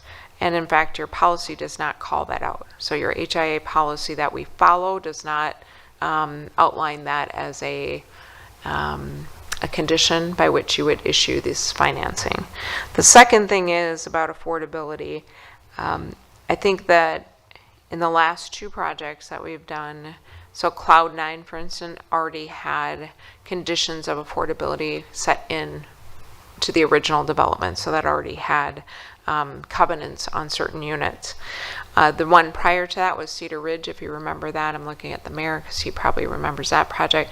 The average price in that was about $101,000 for acquisition. So again, I think the city felt like that wasn't going to grow to $500,000 with these improvements. It would probably sit somewhere in the $150,000 or $200,000 after the improvements were done. Again, the policy does not call that out, and I would maybe make the distinction between this is a housing improvement financing tool. This is not city funds being contributed toward, which is the difference in all the other affordable housing that you do. You're usually ending up giving some kind of grant, tax increment, something to the project. So again, your policy doesn't call that out. It is a little bit different what we're doing here, so you kind of have to weigh that as well. Thank you. Other questions, council? I've got a couple, and I've been around long enough that this is my third HIA. That's how many we've done, I believe, correct? And you know, and I think they are a creative tool to help support housing affordability and housing for residents. But I also think they're a last resort tool. I mean, this is something where if we didn't do this, the ship is going to sink. I mean, it's pretty close to that. And so it's kind of an emergency housing aid. And so my question is, what thoughts does staff have on how can we prevent getting to this point with our homeowners associations, particularly you know, just different homeowners associations. And then I know that the state, excuse me, I know that the state has done some work on condominium. I mean, there's one of the reasons condominiums are not being built right now, excuse me, is because there's this condominium warranty law that really makes it onerous on developers of condominiums. The more likely scenario is we're seeing all these apartments being built in the last 5 to 10 years. I wouldn't be surprised if 5 to 10 years from now we see a lot of them being converted to condominiums. I don't know if that's going to happen, but they're not building them originally because, as I understand the law, there's a 10-year requirement for the developer to take responsibility for any repairs and so forth that are needed. And that's a rough interpretation. Ms. Wishnak, you can correct me if I'm wrong. But, you know, we're not getting, you know, as we look at affordable housing, we're not getting condominiums. And there's a reason for that, because developers can't make money on condominiums based upon the way the laws are in Minnesota right now. Whether they're good laws or bad laws, it's the reality. So as I look at this, it's not a win to be doing an HIA. It's really salvaging a sinking ship, and that's worthy work. That's important. We are providing homes for a lot of people who would lose their homes. That's worthwhile effort on our part. But is there anything that the city should be or could be doing appropriately to help prevent these situations? And do we have any idea about homeowner association reserve requirements? Now, I mean, I don't really want to go there, But I do think that homeowners associations that are underfunded are more likely to run into these situations than ones that aren't. So is there anything that the city does on that whole issue of HOA reserve requirements? So those are my two questions.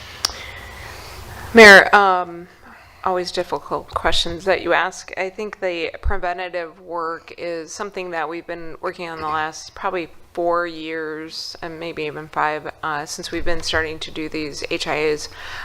If you remember when we did the rental registry, or not the rental registry, but the rental kind of dashboard, we also started documenting townhomes and condominium associations, the year it was built. And then we have gone through and sifted through and tried to contact people to try to have conversations about where they're at as an association.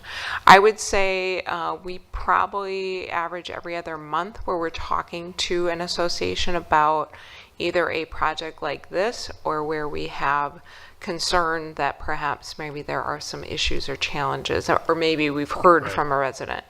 So I would say that outreach has helped.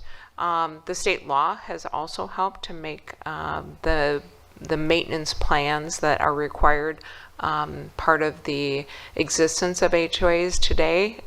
Again, that wasn't there years ago, and so that is now a thing that is requiring homeowners associations to wake up if they weren't already awake. And so I think all of those things are helping.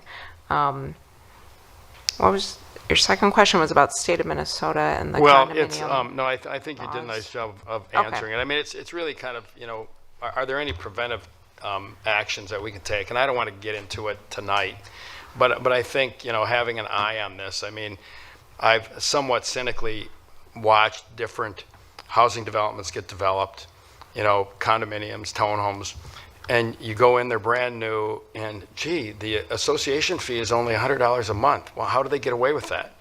Well, the answer is because they're brand new. And, you know, in reality, to look at the long-term anticipated life of the unit, they should be $500 a month, realistically, so you build up the reserves so that you have them when you need them. But, you know, developers don't like to do that. And I'm not saying bad things about developers. It's just that they want to keep their costs as low as possible to make their market larger. And so, you know, I'm just wondering, you know, again, I don't want to push this too far, but I'm just wondering if there is a role as we consider these types of developments coming forward to understand what their reserve requirements are and lean into them to avoid problems in the future. Because, I mean, an ounce of prevention is worth a pound of cure, and I support this tonight, but I also think that, and this is an introduction, correct? But I think that. I do have a few stats for you, Mayor. Okay, and then we'll love... go there, and then we'll move on. Okay. But I just think it's to the extent that we can prevent these type of circumstances, I think both the homeowners and the city benefit. So the stats there's 4,799 condos and townhomes in the city. That's out of 24,000 households entirely. Half of those about are condos, half of them are townhomes. And I just picked 1984 or older. 2,500 of those units are that old, which consists of 33 developments. Wow. So that gives you perspective of right. who might be in that target audience. And again, those are the people that we look for to have contact with. So, yeah. Well, thank you for that. I'll leave it at that. I think. I mean, this is an introduction. I think that this is affordable housing. We want to do everything we can to preserve affordable housing as long as what we're doing makes sense. And I think there are challenges here, but anyway. So if anyone has any further comments or a motion. Councilmember Wilburn.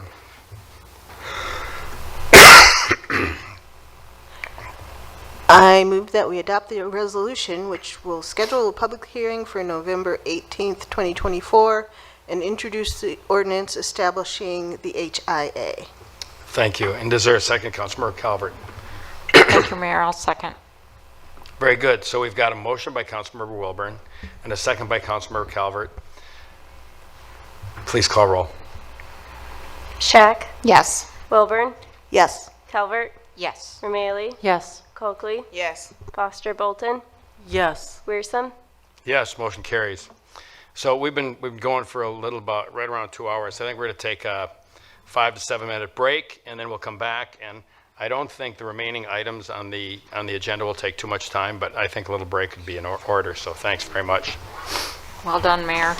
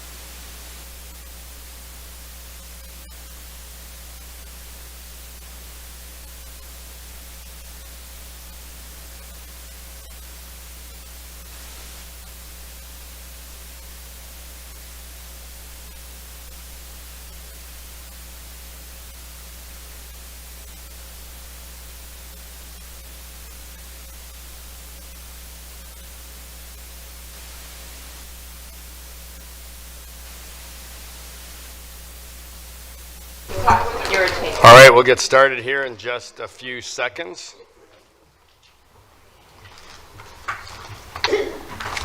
All right, so the next item is item 13, which is public hearings.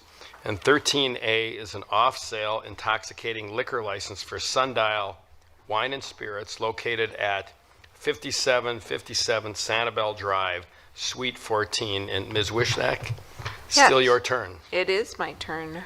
Let me get to my next. Can you get there? Oh, whatever. We don't have a slide. That's all right. I can go without slides. So the Sundial Wine and Spirit store is just doing an internal kind of family exchange with their ownership. In 2005, if you want some history, Catley Inc. was granted the off-sale liquor license, and the sole proprietor was Catley Nguyen. And then she sold that to her husband, and then now the husband is retiring and selling it back to his wife. And so that's what the change is all about. So the police department investigation is pending, and we will bring this back to the city council on December 2nd. If you have any questions, I'd be happy to answer. All right, thank you, Ms. Wishnak. Council, are there any questions that you have? All right, I have none either. So, but this is a public hearing. So, Ms. Wishnak, we open this public hearing and then continue it, is that correct? That is correct, Mayor. All right. So I will open the public hearing, and I'll ask if anyone would like to come forward and comment on this item. It's not required, but you're certainly welcome to if there's anyone who'd like to comment. Is there anyone? Okay, I'm not seeing anyone who would like to comment. So I'm not going to close the public hearing. I will leave it open, and I will bring it back to the council so that we can make a motion to continue the public hearing to December 2, 2024 for final consideration. Is there a motion? Councilmember Calvert. Thank you, Mayor. I'll make the motion to continue the public hearing to December 2nd for final consideration. And Councilmember Rameli. I'll second. All right, we've got a motion by Councilmember Calvert and a second by Councilmember Rameli. Ms. Falk, please call roll. Shack, Yes. Wilburn, Yes. Calvert, Yes. Rameli, Yes. Coakley, Yes. Foster Bolton. Yes. Grierson. Yes, motion carries. Next item is other business, and 14A is the 2024 TIF Management Report. And Ms. Wishnak, again. Thank you. I'll just kick it off. If you're not familiar with what a TIF management report is, our consultant from Ellers and Associates will fully describe what that means. We do it this time of year to kind of prepare for anything that needs to be amended or dealt with before the end of the year. Ms. Kilving will explain some of those strategies in her report as to what she feels is appropriate in terms of their advice on tax increment financing. If you look at the report, you'll see a lot of the history. You can figure out when a district started, when it ends, that sort of thing. So hopefully it's a good reference tool for you. And as you learn more about how these districts work and what they were set up for, I think it's enlightening. So at this point, I'd invite Stacy up to the podium to kind of give a good overview of what's going on in our management report this year. Good evening and welcome. Thank you, Mayor, members of the council. Stacy Quilving with Ellers and Associates, your fiscal advisor. So as Julie brings up the presentation so that we can get started on this, just a little bit of an overview. We're going to talk a little bit about why reinvestment is important. Talk about why would you even provide assistance to anyone, and then we're going to talk about tax increment, the basics. So that's a lot because there's new faces up here that probably haven't been through this process or know a lot, and then hopefully you have some good nuggets for your Thanksgiving dinners with friends and family that you can talk about tax increment. And then we'll get into the nuts and bolts of the TIF districts that you have, and then we'll talk a little bit about the recommendations that we have at the end of the day. So why do reinvestment? Why as a community do you do it? Well, one of those factors, right, is tax base, right? You're always reinventing your tax base, right? right? As things age and they decline, you're reinvesting to make sure that you're bringing those values up and having things happen that you want to see in a positive effort. And why do we do that? Well, it's about your brand, right? You know, so every city has a brand, whether you like it or not. Everything does. And how you present yourself or decide what your brand is going to be is a good thing that you want to do, because otherwise people are going to pick your own brand and say what you are, right? Or what you look like, you know, how you want to be and how you act to others that are out there. It's about housing diversification, right? That's been a big focus for this city for many, many years. You're fortunate that you're fortunate or unfortunate. You're fortunate in a place that you've got a great housing stock, right? But your land's expensive, right? So it's hard to develop affordable housing or keep affordable housing, as you talked about. It's about developing public infrastructure needs that you have in a lot of your redevelopment. So changing roads, streets, or utilities that make more sense for today because they may be a little bit antiquated from what you had before. It's about stability. And that's really getting around the public safety issue of things as well. So I can tell you, you know, in any community, if you have an area in your city that starts to decline or have a lot of public safety issues, you get, you know, a bad reputation for that. And once you have that for everyone, it's really hard to come out of that, right? So you can all think of places that you may drive throughout the Twin Cities or any states, and you hear that and you go, oh, I maybe have a negative connotation or I have a positive connotation. But to come back from that negative is really, really hard. So you want to reinvest in making sure you're putting your strategies in place to make sure that those issues don't arise or don't happen. And sustainability, that's a lot what you guys are talking about, right? What can we do to be better stewards of our environment, right? So is it solar? Is it gray water? What are all those things that you want to invest in to have less of a carbon footprint in your community or within the region as a whole? And finally, any redevelopment that you do, that extends to other areas of the city for private investment. So I always say, if you're a resident or business, and if you're looking around the city and like the city's not doing anything, right? If you're not redoing roads or you're not reinvesting in things, why should I as a homeowner do that? Why do I want to do that? So if it's important to you, then I can see that value and then it becomes more important to me. So why use TIF? Well, one of the big reasons is to further your strategic priorities, right? You guys come together annually and you talk about what you want to do and you measure against those goals, like you had your third quarter report on tonight. So again, it's just a tool in the toolbox because sometimes your goals of what you want to do or your priorities take funding. So it's one of those tools that you can bring to the table to actually get some things done that will support that. So why consider providing assistance at all? And really it's about filling a gap, right? That you wouldn't get this development but for giving the assistance. You're encouraging something that you want to get at the end of the day. And so that's why you're bringing your dollars to the table. And we'll talk a little bit about how you look at bringing those dollars to the actual table as we go forward. So Julie, this one kind of comes in a time. You got to just start clicking there. So we always say the big, you know, purpose of government is really to remove the barriers for the private market to reinvest, right? And so I go through a lot of cities, and a lot of cities like, oh, well, the private market should take care of it. Private market should take care of it. Well, they always can't. Can they sometimes? Yes. A lot of times can they? Yes. But there's times where they can't because there's certain barriers that there may be. So one could be complex land assembly, right? Where you've got to go and get multiple parties, multiple parcels. There's owners that may not want to sell. So it's a little bit hard. So sometimes you got to give assistance to do that. It can be contaminated land or blighted properties that you have, again, with existing properties that have buildings on it and may have site issues that you're dealing with. High infrastructure costs or development fees. So again, everything's getting more expensive, as we call it, per door or per business, that they got to pay fees for. I got to pay park dedication. I got to pay sewer access. I got to pay water access and other things. Plus I got utilities I got to put in. So it gets expensive at the end of the day. Affordable housing and our sustainability requirements. So again, as a lot of these new housing developments have come forward, your affordable housing policy has come into play. So if you're going to come in and develop, and if you're going to do something that requires council approval, be it a PUD, a change in the ordinance, or something else, or you're asking for assistance, then you're going to have to put in some affordability. But that comes at a cost that they just can't necessarily do on their own. And finally, there's times where your vision may be incompatible with what the market wants to do. I don't know if that's been the case for you guys, but for other cities, it's a real thing. For certain things that they want to have that they just can't get. For example, I would say a lot of council chambers I go in for development, redevelopment, everyone says, we want sit-down restaurants, right?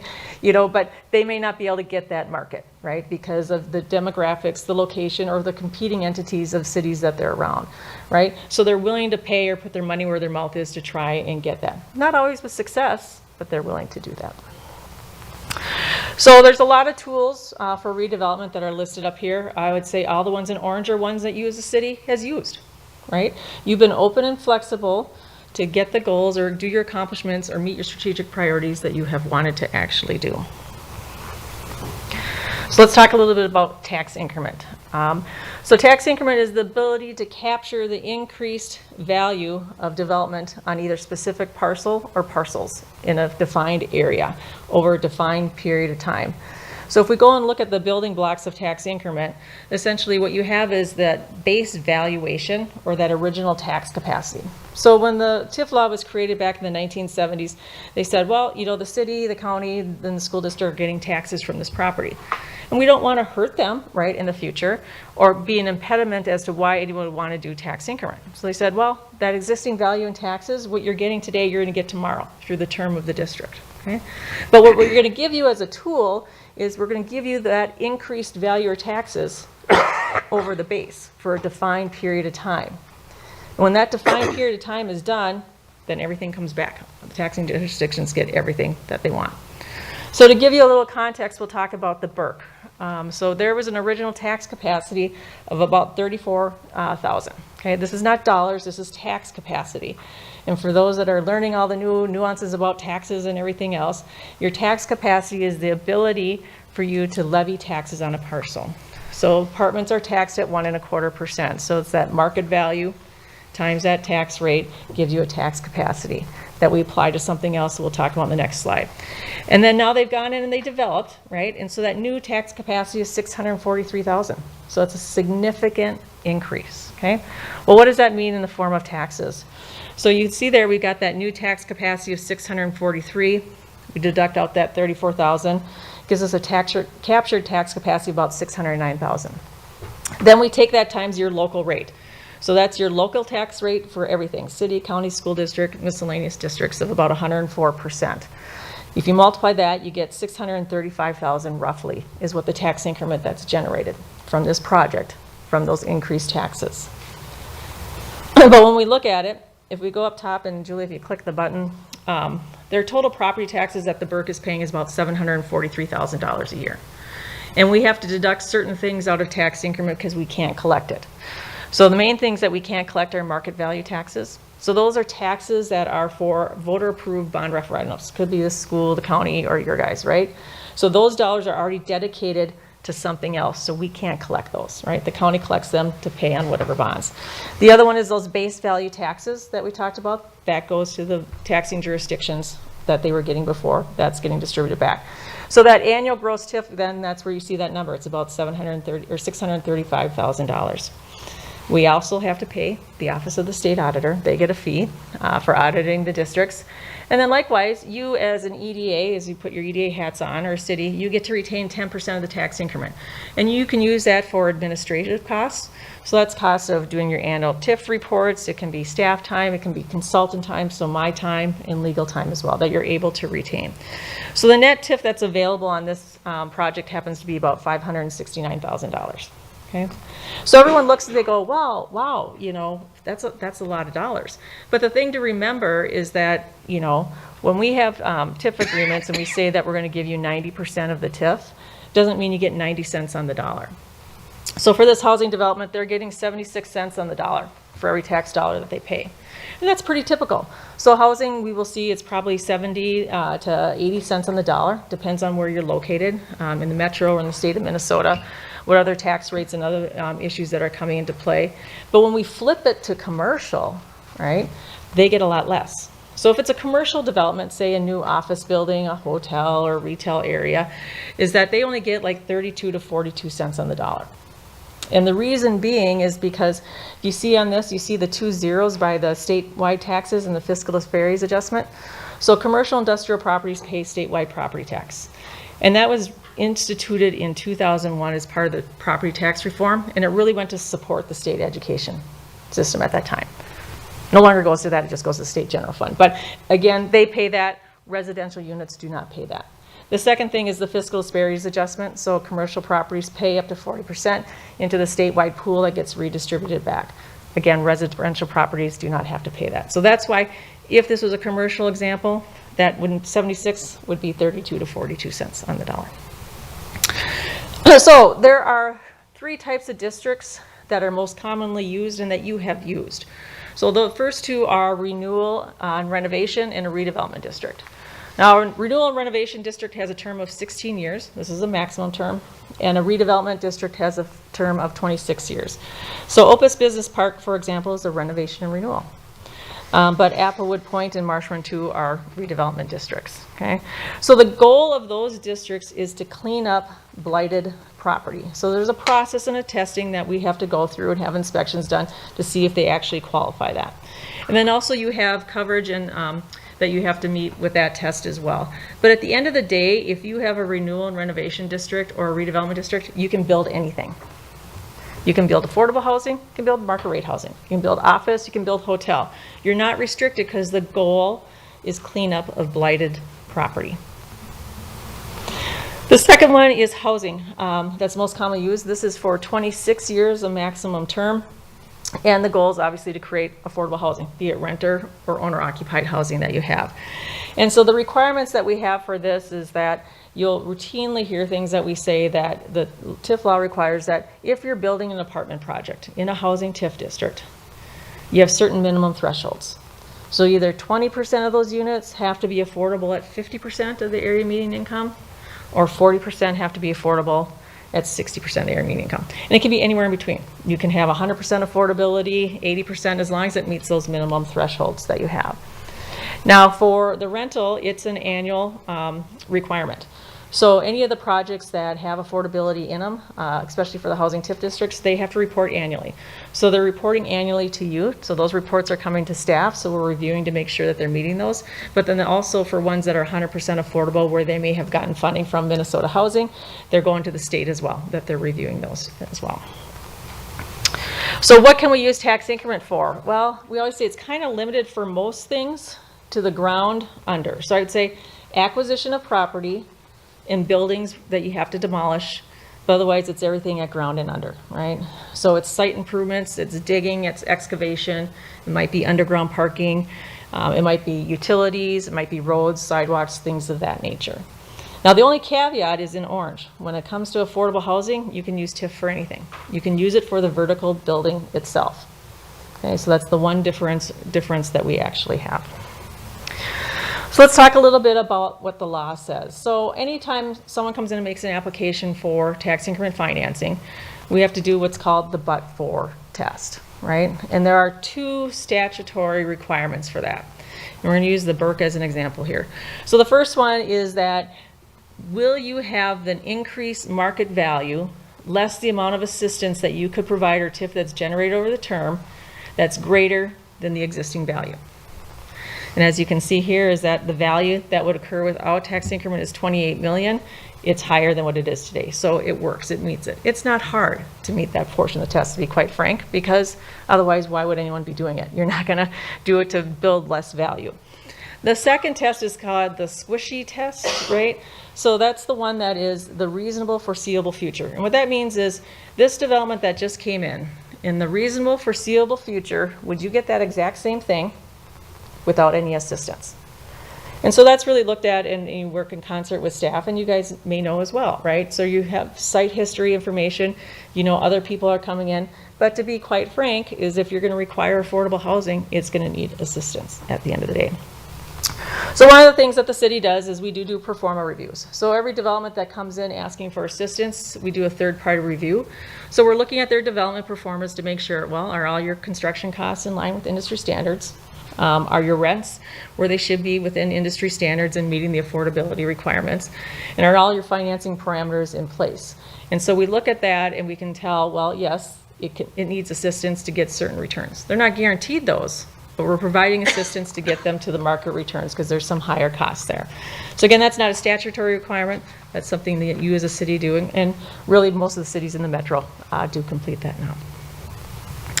So what are the pros and cons? right, of using tax increment? Well, the pros are someone's asking you for money or something, so you can tell them what you want.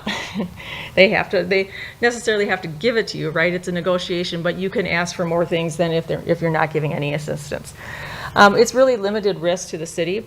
So how tax increment works is you'll often hear pay as you go. And what that means is that, say someone comes in and asks you for $2 million in TIF. So they have to go out to the bank and they still have to get a loan that covers that $2 million for all their costs. And what you're doing is you're giving them a note to say, well, we will pay on that cost over time. So they're going out capitalizing it, they're having to put their name on the line, and then essentially when they pay their property taxes, like we all do in May and October, then they'll get a TIF settlement or repayment in August and then February the following year. So again, it's their risk, they have to pay their taxes, then they get a portion back over time. And then also it helps to advance whatever strategic priorities you as a community are doing. So what's the con? Well, it's the big one, right? You are not capturing that value, right? That tax capacity for a period of time. And that can be anywhere from 1 year to 26 years. It depends on the term of the assistance that you have to provide. But what I say is that it's a short-term investment for a longer-term gain. And I think for most of your districts, most of yours don't go, and most cities don't go the statutory term of 26 years. A lot of times it's a much shorter term in duration that you see for these districts, and then you're able to bring them back on the tax rolls so you can get the benefit of that for your levy purposes. So when we look at Minnetonka, your return on investment has been high, and we'll talk about the parameters of how we look at that. So you're doing well with what your investments are that you have in your tax increment districts. You have 2 districts that will be decertifying in the next few years. So that's going to give you some new capacity that you can either choose to levy or choose to decrease your levy, and we'll talk about that a little bit later. You have some special legislation for affordable housing for pooling through 2026. So the first report just went to the legislature last year. We'll have another report that's coming forward. So it's a great tool that you got, Richfield got, and St. Louis Park. Not everybody else did. You guys are kind of the pilot program for this. So it's a way for you to garner some additional resources so that you could advance your affordable housing goals. And then I would say that you really have used a balanced approach to tax increment. You're not big users of that, and we'll talk a little bit about that. So since 1977, you've created 15 districts. You have 4 housing districts, 3 redevelopment districts, and 2 renovation and renewal districts that are currently active. So you have 9 that are active. And what I would say, 6 of those districts, 6 of those 9 were created in the last 10 years. Okay, 3 probably in the last 5 years, and another 3 in the prior 5 years to that. So again, you guys don't use tax increment a lot. It's really for those projects that matter, that come forward, that seem to make sense to advance some of those priorities that you have. As we look at this, and Julie, you can click the bar a couple more times, is that your biggest developments all have been residential. Okay, so you've created about 3,200 units in these TIF districts, of which 1,200 are affordable, 38% affordability. That's pretty good. That's batting pretty good average with those. And if you look down below, we have the number of units that are in the categories from 30% up to 100%. And the 100 and 115% of AMI, those are really owner occupied. Okay, the 30 to the 80% are falling within your rental properties. So what we look at, again, tax base, that's what we talked about. It's one of the reasons that you do this. When we look at that, and Julie, you can click a couple, sorry to put all these fly-ins for you. If you look, your market value has increased about $335 million on these projects. So that's what you want to see, because you're going to have the future benefit of that. And that's a 1,600% increase in your market value. So that's significant. So you're having a good return on your investment from a tax-based perspective, even though it's being captured for a short period of time, short to mid period of time. The big one I wanted to highlight here is typically what we see, which is not atypical, is the housing. The housing districts are the ones that tend to drive the biggest valuation changes because they're usually going in on properties that are a little bit more obsolete or valuations that are not as high for certain properties. So that's where you see those biggest increase. So like Roland, which is actually the 9 Mile Creek, is that what it's called, Julie? Yeah, is 7,300%, pretty significant. So the big thing we always ask is, again, so you're investing for a short period of time, what's our value proposition back to us over time? So Julie, if you click the first one, as I said, in 2029, you got 2 districts that would be coming off if you make an election to keep them open for affordable housing. So when we look at that, is that for Applewood Point and Glen Haven, when they come off, if everything stays the same, values today, the tax rate you have today, fiscal disparities, is that essentially if you chose to levy for that capacity that's coming off, you'd have about another $360,000 in taxes that you could use to put to other services, programs, needs that you have. The next one comes in when Opus comes off. That's only a 16-year district. That will be pretty significant. So that is going to bring in about another, total you up to $1.3 million. So it's about $1 million, again, if you choose to levy when that actually comes on, or how you try to address that in the future times that you have. So again, that's your value proposition, right? You'll have future tax dollars if you choose to levy them to do some other things within your city and community. So while we look at the special legislation that you have on this chart, it's a lot of small numbers. But let me highlight a few things here. The numbers in gray are districts that you already made that election to contribute an additional 10% for affordable housing. We're done collecting. They're just shown here because they're part of the pie or the piece of the puzzle that we have for this. The ones in green are your housing districts. And so those are ones that traditionally you will always keep open, right? Because that's going to be dollars that are affordable housing for future developments or uses or purposes that you want to do. The ones that are highlighted in the blue, those are ones that you can make that decision to continue to get that additional 10%. So you're going to keep those districts open a little bit longer, even after the obligations are paid off, because the legislation allows you to do that. So what we highlight is that the orange line that goes across is 2026 is your last year that you can transfer your affordable housing districts or your fund once the legislation is done. We can talk if that gets renewed or not. But at the end of the day, what we're estimating, if you make the election, especially in the 3 districts in blue, is that you're going to have about a cumulative amount of $10.4 million that you've collected. Now, if you're able to keep those districts open longer, your big contributors that you're going to have in the future are your green housing districts. And so then that number goes from the 10 million, and it brings you in an additional $18 million from those districts that you can have for affordable housing. So all told, if you go down, the cumulative one is 10 million for the Affordable Housing Trust Fund, plus the 18 million is going to give you about $28 million that you can potentially have. Okay. So now the decision and part of the recommendations that we'll have will be especially for related to Applewood Point, but all the districts in blue. And so when we look at what you guys have done to date, through 2023, you've got just about $5 million that you've collected. You've spent just under $2 million for 4 developments for 198 affordable units. So you got a remaining balance right now of about $3 million. Again, we'll have a transfer that happens in 24 and through 26. But we just highlighted the projects that were actually done and the amount of assistance that was provided to those. So we talk about how you've been balanced with using tax increment, right, in your tax capacity. So if you look out of 45 cities in Hennepin County, you have the 7th highest tax capacity. So you're sitting in a pretty good place, right, for as far as your valuations and developments that you have.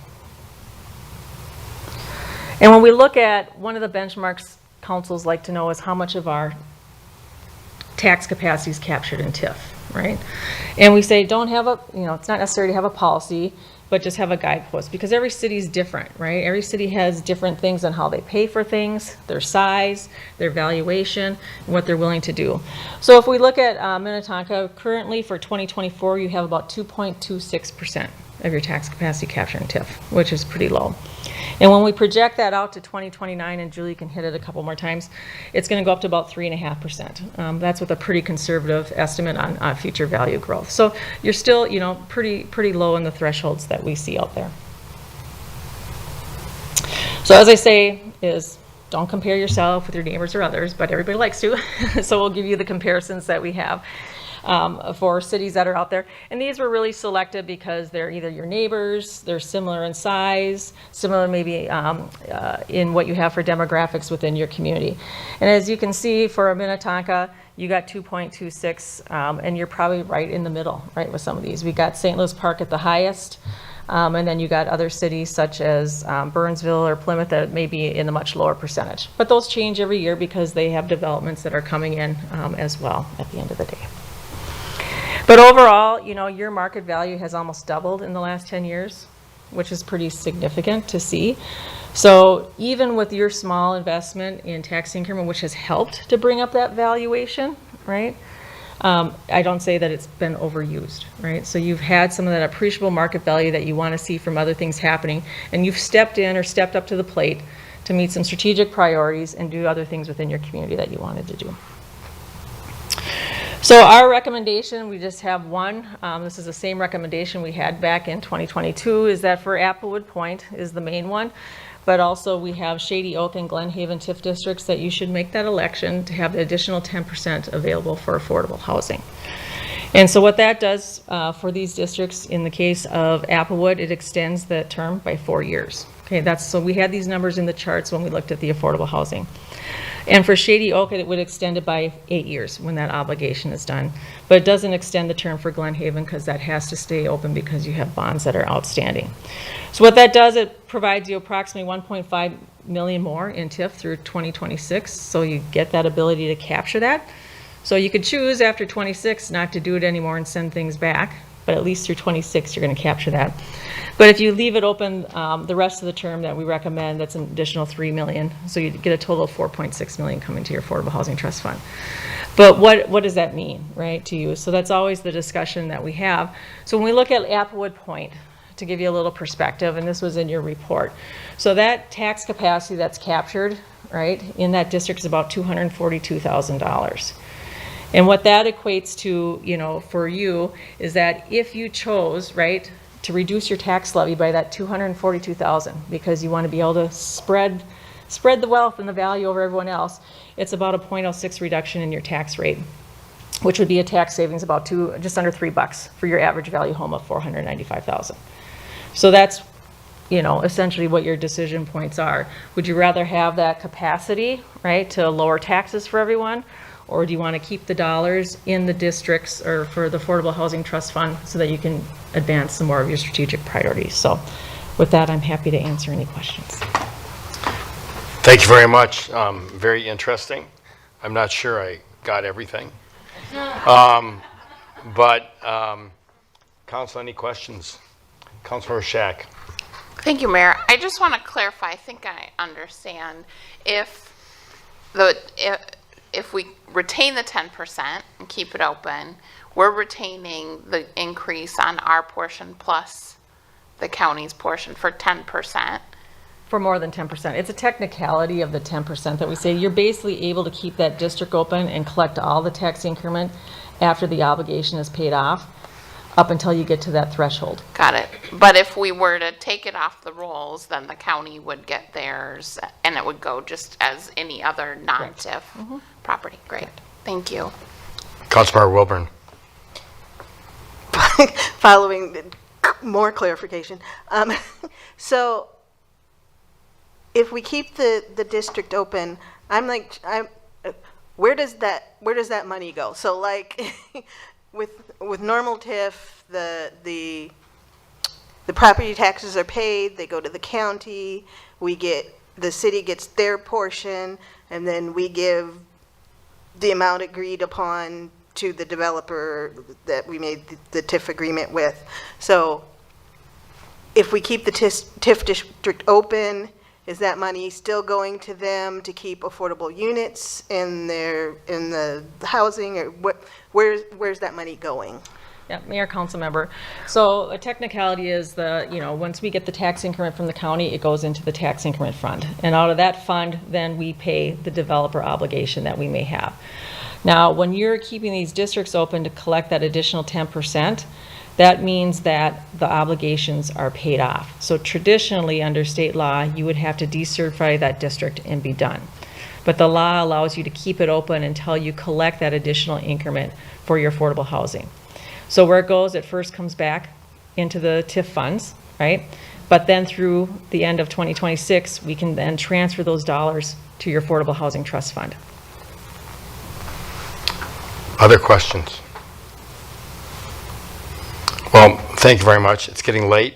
There's a lot of things to chew on there, but it's very interesting. And, I mean, it's interesting from my perspective that, TIF is really an important tool for us. And we've used it for a lot of affordable housing. But relative to our other cities, and I know we're not supposed to compare, but we always do, we're not particularly a heavy user of TIF. So I think that's interesting and good perspective. Any other comments, Council? Thank you so much. Good to see you all.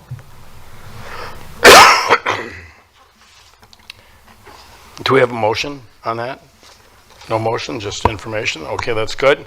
14B is, excuse me, public safety drones. And I believe Deputy Chief Tate has that presentation. Welcome, thanks for hanging with us all evening. My pleasure. Good to see you. I didn't see your nose grow at all when you said that, but we'll just go with it. Mayor, Council, thanks for having us here tonight to talk about public safety drones. So just, why drones, right? Why do we want to implement a drone program? Well, there's a lot of different benefits that drones have. Some of them you see here it's really going to help us search for missing people and children and for different subjects. Drones are much faster to deploy. So the only other tool that we have available to perform the job that a drone can do is the helicopter. That's a state patrol helicopter. It's not always in the air. The availability of that, depending on weather, is very hit or miss. So a drone allows us to fastly deploy something into the air to help us in these situations. And it doesn't cost as much as a helicopter does to fly. It's also much less of an impact on the community than a helicopter is. I mean, we've all seen the situations in the city when the helicopter is up, how many inquiries we get, or how much concern that can generate. So the use of a drone is just less of an impact to the community. And like our body cams and our squad cameras, drones are equipped with cameras as well that record, and they would help provide just an unbiased account of actually what's happening out there that we can review. You've all seen the headlines, I'm sure. This was just a quick Google search just from the past couple of months about when drones have been used locally here in Minnesota to have positive outcomes. From helping in a mental health crisis to finding a person in a lake, a child in a cornfield, to most recently, just here a couple of days ago, helping find 2 lost hikers up in northern Minnesota. In addition to all of that, drones help us in our community engagement efforts. Just like we utilize our K-9 unit or our traffic unit or other different units that we have to highlight engagement, this is just another tool that we can use to help connect our residents with our officers. And in doing that, I really think it's going to help just kind of demystify that drone use. Having the public come to be able to see how the drone is used, what its capabilities are, is really going to help with that as well. So drones in public safety, it's relatively new but growing. So the Minnesota state statute that really governs the use of drones was enacted in May of 2020. Since then, through the reporting that the Department of Public Safety requires, you can see how it's grown. So in 2021, there were about 76 police agencies with drones. And at the last report in 2023, it's grown up to 99. In the United States, there's over 1,500 police departments using drones, so it's becoming a pretty popular tool. And the whole drones in law enforcement and our policy and how it was developed is all guided by state statute. So state statute is very specific on how drones can and cannot be used and how the data is protected and all of that.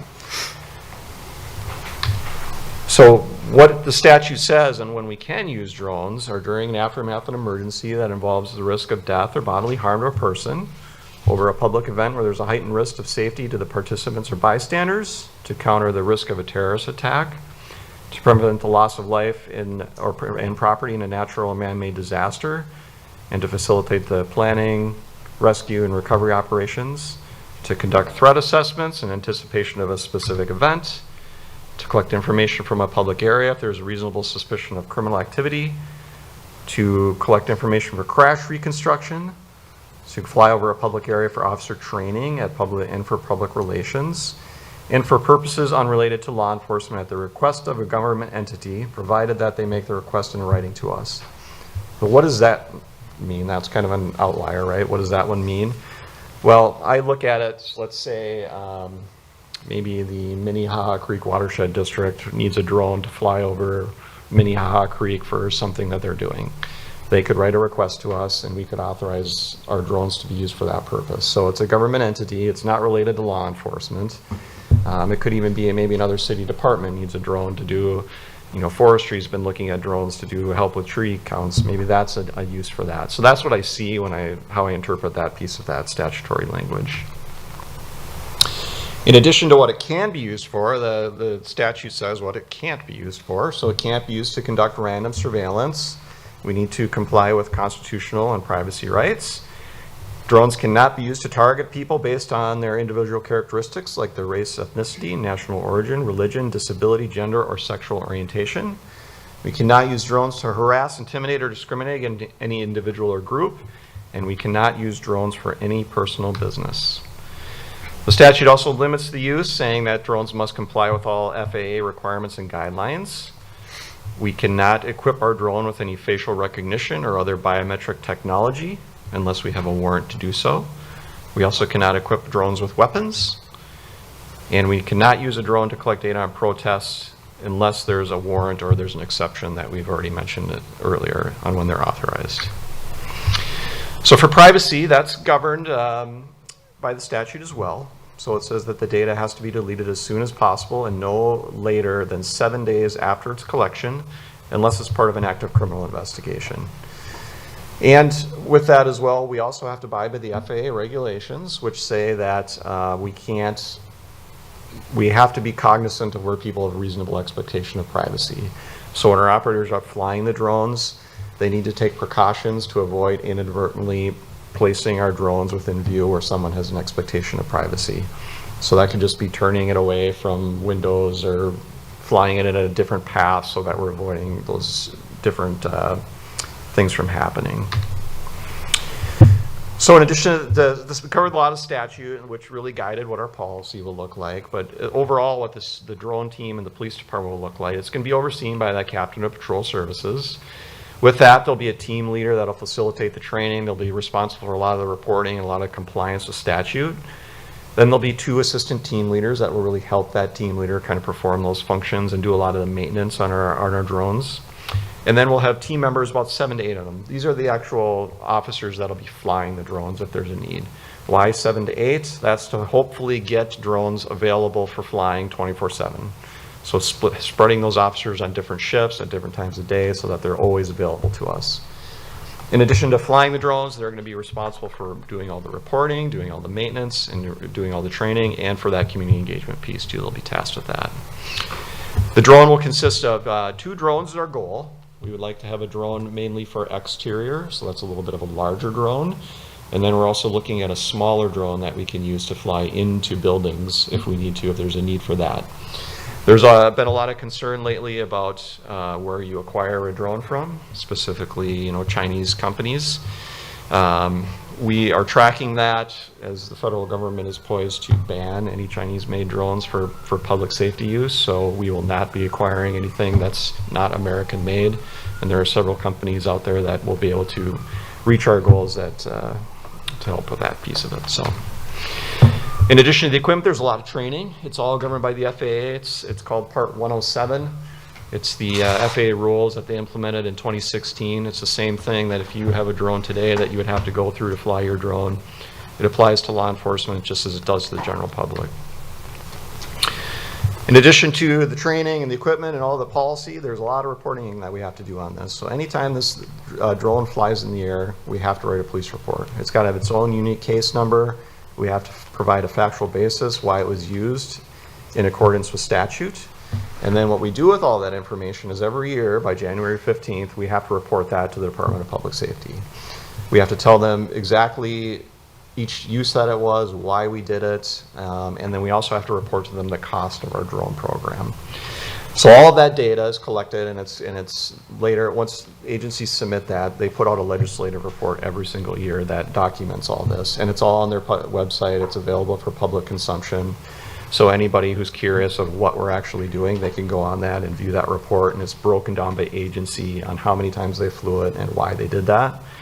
And for anybody online or in the audience that's curious about drones in Minnesota and how they're being used, this will bring you to that legislative report from 2023, the most recent one, where you can really see what's happening with drones in Minnesota and public safety. With that, Mayor, I will turn it back to you and council if you have any questions or comments, and then I would just ask that we open it up for any public comment that there might be in the audience. Great. Thanks, Deputy Chief. Appreciate it. Council, questions about drone use in Minnetonka? Councilmember Wilburn. Just really quick, am I remembering correctly that this is something that could be tracked with the new system that? Right. Okay. So, Mayor, Councilmember Wilburn, with that reporting and accountability piece of this, it all integrates in with Axon Air is what it's called. It's the product that's part of that Axon suite that you heard about recently. So that will track the flight's path, it'll track the flight time, who the operator was, the video will be integrated with that. So that really helps with that whole accountability piece of it, that there's actual software that is tracking every single time that a drone goes into the air. So. Great, thank you. Other questions? Councilor Calvert, did you have one? Yeah, and I'm not quite sure if this is for Deputy Chief or for Ms. Heine, or if it's even something that we can answer. So I'm sort of thinking about unintended consequences and how we have a lot of technology in our lives right now that may have gotten out ahead of the law. So we have state statute that governs. I don't know how well it's tested. So you think about, say, protests. You know, you're not supposed to, you know, it has to be an authorized use, and it's not supposed to be used against peaceful protesters.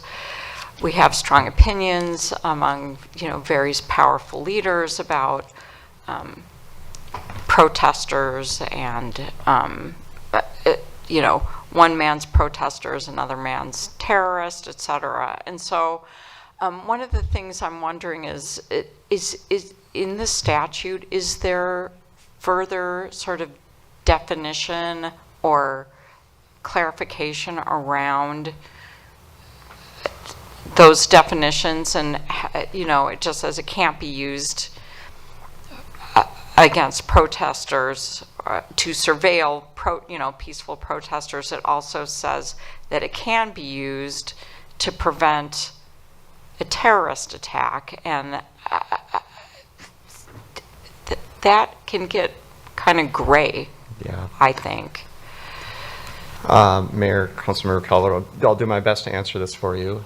First of all, it doesn't really go into further definition of what a protest is. You know, I think when you look at public order and that whole realm of policing, you know, it's a pretty fine line sometimes on what is First Amendment protected activity versus what is something that's now turning into an illegal activity. So when I look at the use of drones in those situations, I don't look at it as using a drone to monitor someone who's exercising the First Amendment rights of free speech, and that's constitutionally protected activity. You know, if that activity were to start deviating towards that to something that is now brightly a violation of the law, that's something where a drone would go out to try and monitor that large group because laws are being broken, there's a threat to life and safety happening, and that's now turned from First Amendment protected activity to there's a problem occurring that we need to launch the drone over a protest group or a large group to try and resolve that and figure out who's causing the problem so that we can stop it. Thank you, Deputy Chief. Other questions from council? Councilmember Rameli. Yeah, thank you for the presentation, and I think I sent an email about this that probably got to you about the concern, and I don't think the concern that Councilmember Calvert expressed was about Minnetonka's use of this or your particular use. It's about warrantless, you know, requests without warrant to do that from outside government entities. Now, you brought up 9 Mile Creek or, you know, intra-departmental things. I think what at least one resident and, you know, what Councilmember Calvert was getting at, and, you know, may be a legitimate concern, is outside entities. What is the authority or what is the obligation of Minnetonka to whoever, feds, whatever, come in and say, we want to use your drone for X, Y, and Z? We don't have a warrant. And and we want you to do this. What would be the obligation for us to do so? You know, whether it's, you know, a demonstration of undocumented immigrant, whatever it is, or yeah. So that's, I think that's the concern. Yeah, and Mayor, Councilmember Romali, I would say that they don't have jurisdiction over us to direct us to do that, first of all.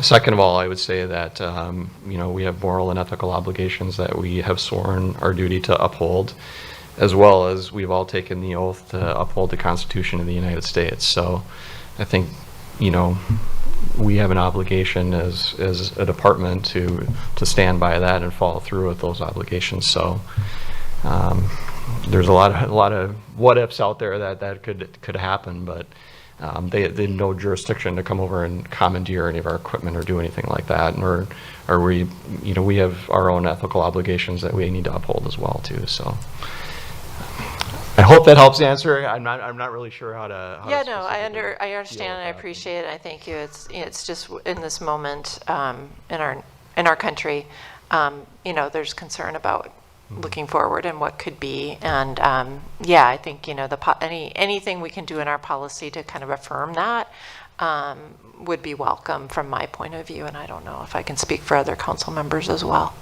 Thank you. Thank you. So, any other questions, council? All right, so what we'll do is, Deputy Chief, thank you. We will, is there anyone in the audience who'd like to address this issue? We don't have a lot of audience here, but you know, if you want to say something, this is your opportunity. And if not, that's fine, we'll keep moving. So I'll bring it back to the council then, saying that there's no one who wants to comment. And any comments from council about this? I mean, this is not an action item tonight. It's to receive the information. But if anyone would like to make a comment, we'll do that before we move on. Councilor Calvert. Thank you, Mayor. First of all, you know, I know even in our city that there have been some tremendous benefits to the use of drones. There, you know, vulnerable people who have been found. So, and you know, this is one of those things that's a double-edged sword. It can be a wonderful tool, and I think can be low cost, high return on investment in terms of, you know, public safety, you know, finding those vulnerable people, preventing crime, keeping people safe. I do think that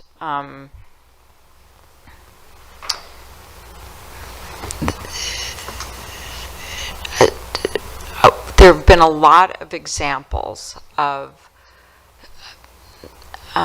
laws, some of which are quite old and were, you know, written at the time of our Constitution, where there was a certain ethos around it, so that people understood what was intended and meant by the laws, and so there, but it was sort of honor system that you expected people to behave in a certain way and honor the spirit of the law. And this is one of those times where I don't think we can count on that. And so, you know, making sure that, you know, people take oaths and people understand our founding documents differently. And I think we've seen a lot of that over the last 4 to 8 years. And so I just think the more definition we can get around our own policy for use, making sure that other government entities cannot misuse it for unethical, unconstitutional, nefarious reasons would, you know, make some of our residents feel more confident about it. And, you know, this is like anything else that law enforcement does. I think there's a certain amount of public trust that has to be built around it. I think this might require some kind of education. So, you know, you shared some really good things about, you know, what the intent is, how it would be used, how it shouldn't be used. And I think that can go a long way to building public trust. But I also think that a lot of this technology really relies on the character of the people that are using it, and as much of that as we can take out of the policy and make sure that it is articulated is a really, really important thing for us to do, because I love our police department. We have an incredibly ethical police department, but things change and the same people aren't always in place, and I truly hope that, you know, our law enforcement stays as wonderful as it is now. But things change, and you know, we look at what happens in other peaceful countries, and stuff happens and it's sort of out of your control. You know, countries get invaded, public, you know, leadership changes. So I just want to make sure that we articulate really what we want out of our drone policy if we adopt it, keeping in mind that I really understand and that I'm sure we all understand what a useful tool it is. And I think that there is a lot of transparency sort of built in, because you can see the video just like you can with the body cam. So I think, you know, some of it might take care of itself, but I really want to make sure we do articulate our intentions with this to make sure that we're not just relying on the honor system, which doesn't always work. Thank you, Councilmember Calvert. Are there any other comments? Quickly, yes. You come up and provide your name and address. My name is Scott Moss. I live on Oakland Road in Minnetonka. And I came to the meeting tonight just for this, because I do believe that the drones are an invaluable tool in search and rescue. I mean, I understand there are some other things with it that could get out of hand, but then you brought up another department asking the police department for if they can borrow the drone or borrow the personnel. The one thing that you do have to remember, and this may or may not scare you a little bit, but the drone that they buy has a lot of added things for their benefit on it. If Watershed wanted to do the same thing and just go out and buy one, they could probably do it for 10% of the cost. They aren't going to have the same regulations that the police department's going to have. I really doubt if anybody is going to start using it nefariously, other departments or anything like that, because of the cost difference between the police department and a civilian would have. I mean, I've been using drones probably longer than anybody here. I mean, I've had them for probably about 16 years. And I don't know if anybody has ever seen video or photos off a drone. They, for the most part, until you start to get into very, very expensive ones, it's difficult to see facial features or anything like that until you start getting very, very low. And I know that a number of the departments, Plymouth being one of them, has a tethered drone which falls under different, actually it's not even considered a drone because it is tethered. And it's used mainly for things like concerts and watching large areas. And it can stay aloft for many, many hours. But there are things that will come from the use of this drone. I mean, you mentioned, I think, 3 search and rescues that have happened. I can probably pull up hundreds of them where they're just the absolute best thing in the world. And most of those have happened from, not by law enforcement, but by civilians using their own drones, looking for lost children, hikers, things of that nature.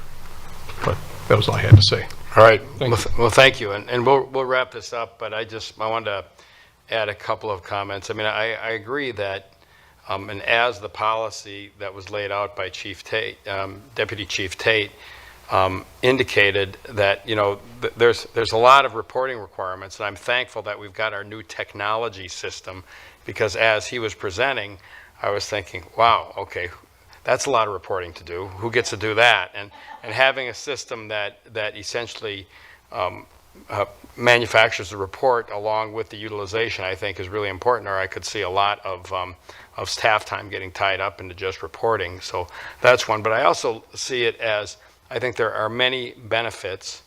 I think there's some risks, but I also think with anything that offers a lot of benefits, you have to deal with some risk and make sure that your policies cover that and your procedures cover that. And I also see it as at a time when we're all struggling with staffing. I mean, this is a force magnification tool. And I think that will enable our officers to do more with perhaps less manpower or do more with the same amount of manpower. And I think that's really an important consideration for a police agency.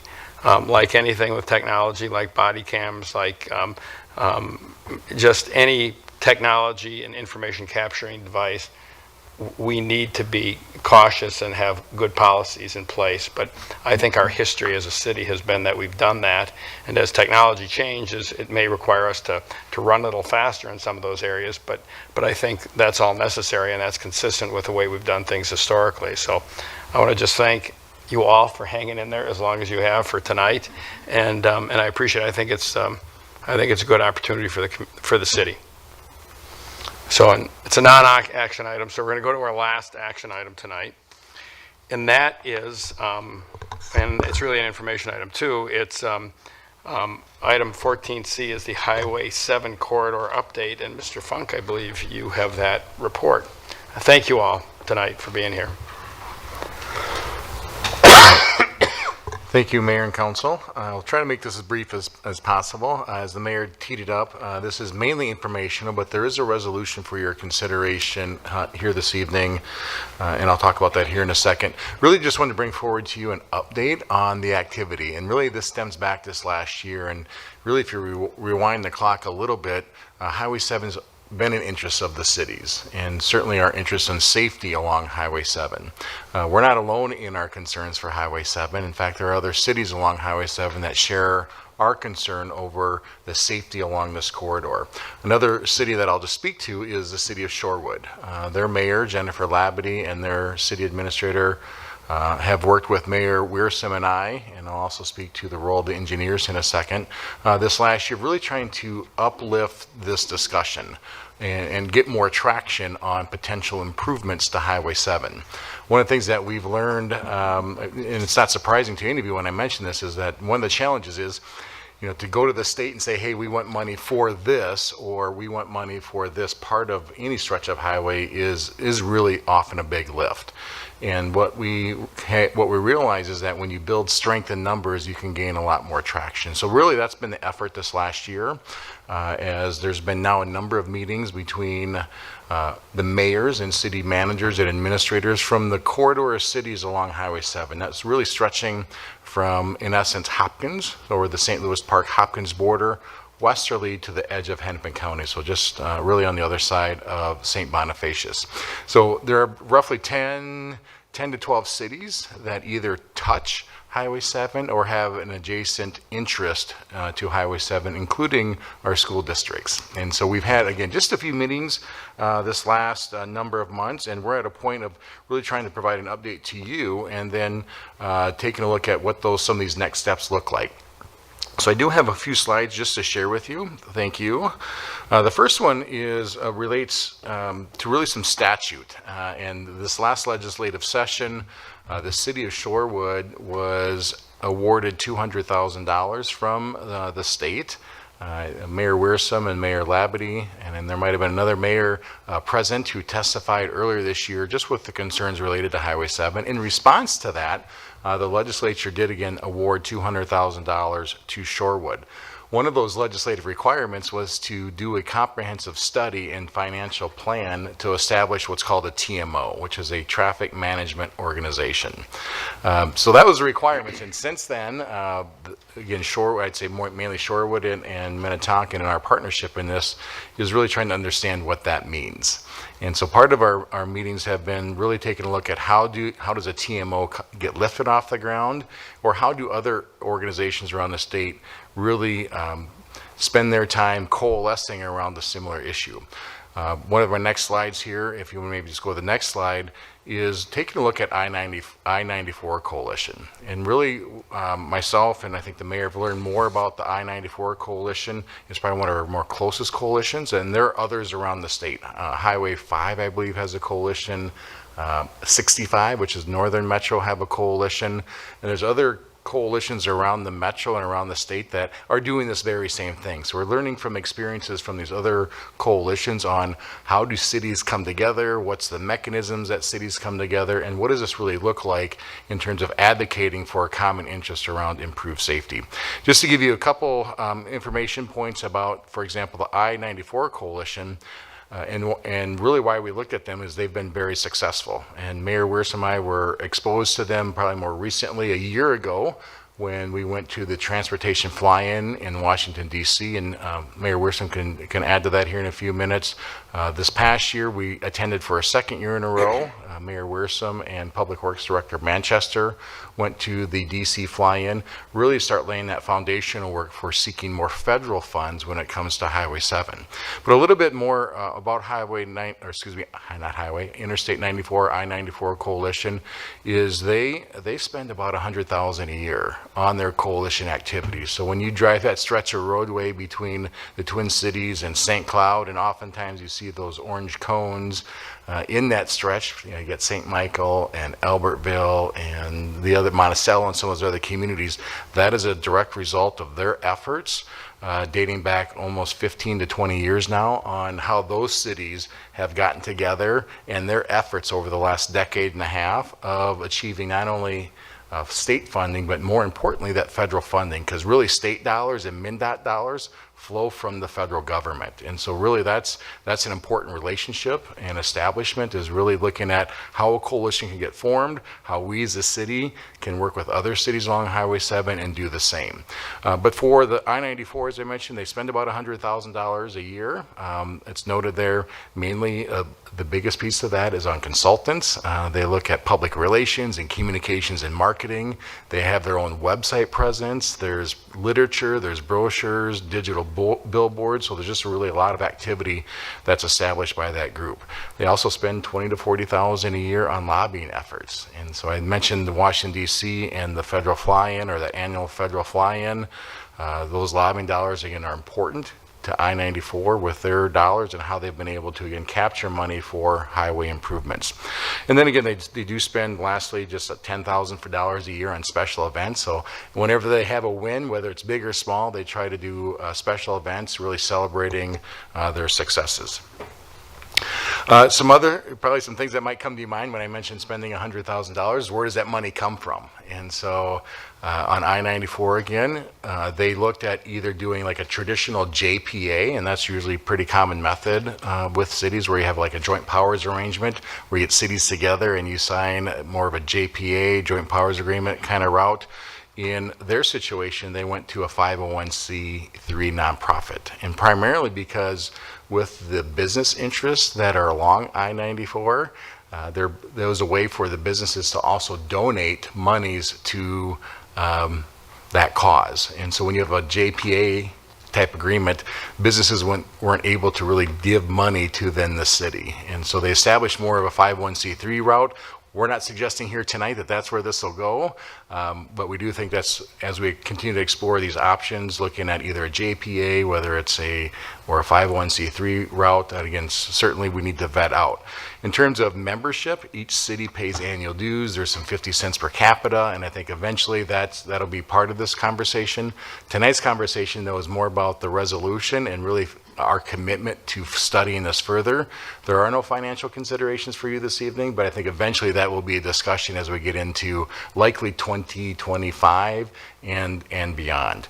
Again, I think the other lessons that we learned in talking to the I-94 Coalition is that really, and I've said this already, it's a collective voice. And so just more success comes from cities coming together, banding together.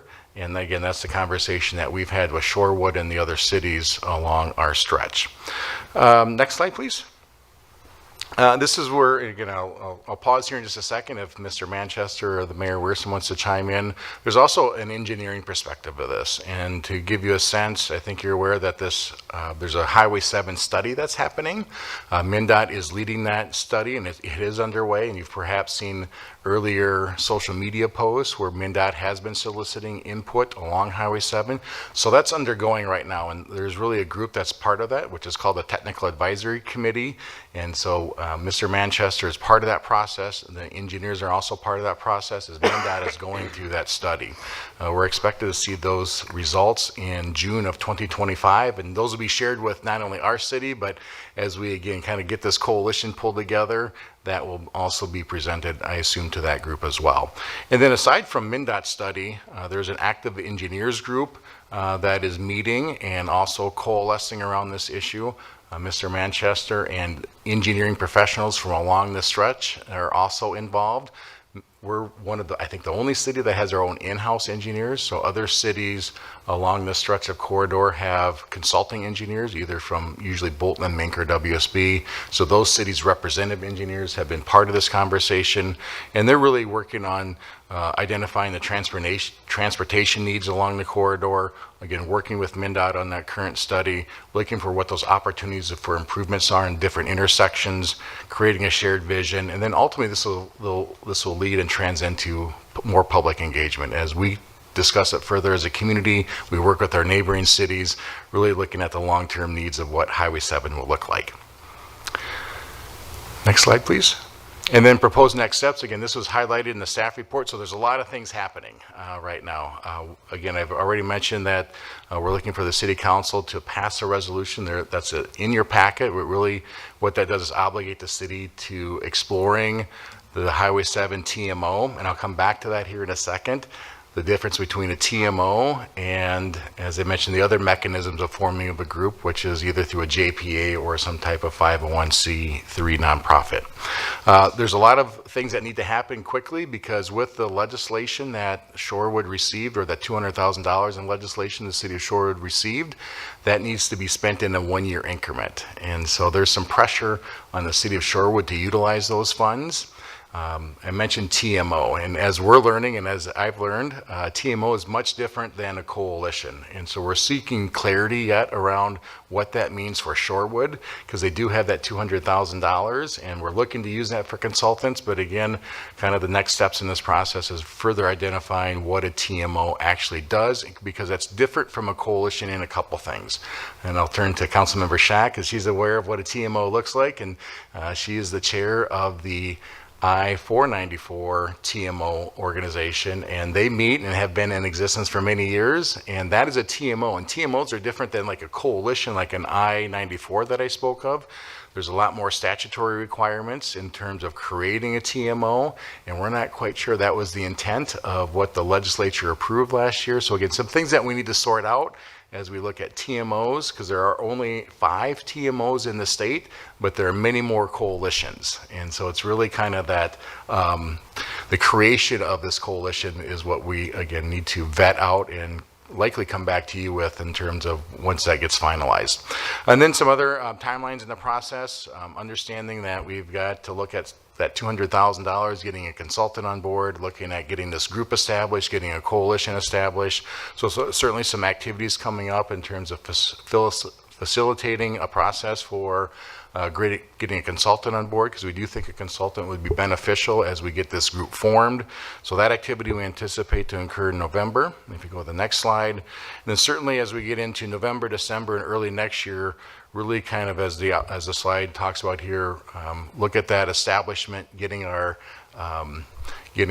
plan in place for what this organization is going to look like, because this is brand new. This is brand new for Minnetonka in terms of getting, again, these cities together. So really that's the work coming up in the next few months. And then likely by next spring, which is Q2, is really having a consultant on board and really a better game plan in place as, again, we as a city work with our other cities on where this all goes. So with that, I think the next slide is probably questions. Mayor Wierson, or I turn to Mayor Wierson if you have anything to add or also Will Manchester for any kind of engineering perspectives. Happy to answer any other questions. Otherwise, we do have a resolution for your consideration. Again, the resolution is really meant to then obligate or commit the city to continue to study this matter. And as we've talked, I think this last year, Highway 7 is important to the city. Really pleased with the progress we've made to really get this off the ground. It's a kind of a heavy lift. It feels like a heavy lift of really focusing our efforts on Highway 7. And as we look to either look at different intersections along our stretch of corridor, whether it's around the school district at 100 or 101. We've communicated with the school district on where we're at in this process. They will be further at the table. And certainly, as you know, as council members, we do hear from residents with safety concerns on 7 and Williston and the timing of the lights. And we also had our own couple serious accidents this last year. And so as we look at Highway 7 and coming up with requests on future projects, we're at the very infancy here this evening. And so with that, I will pause and see if Mayor Wiersum or again, Mr. Manchester, have anything to add that I already haven't spoken to. Mr. Manchester, do you have anything you want to add quickly? I don't. Mr. Funk covered it very well. I'm happy to answer any questions, so. All right. And I agree that I think Mr. Funk did a great job. But just a couple of comments quickly, because I am mindful of time, although it doesn't always seem that way. I mean, this is really a lift of all the cities along Highway 7. And it is, I mean, having a shared vision, and clearly Highway 7 in Minnetonka is different than Highway 7 in St. Bonifacius. And so working together and making sure that everyone is heard, because Highway 7 is important to every city along the line. Mr. Funk mentioned that I went to the Capitol along with Mayor Labadie, and there's another mayor there, Tom Fletcher of Greenwood. Well, Tom came to the Regional Council of Mayors meeting today, but he was late. And he shared with me, and that was what I was reading when I was supposed to, when I got caught reading my phone rather than directing the meeting. He shared with me that, well, I'm sorry I was late at the meeting today, but I was on Highway 7 by Christmas Lake Road, and I was rear-ended. And so here's another accident of one of us going to a meeting where we're going to participate, but it speaks to the challenges that Highway 7 faces and how important it is. And it's important to all the cities along the line.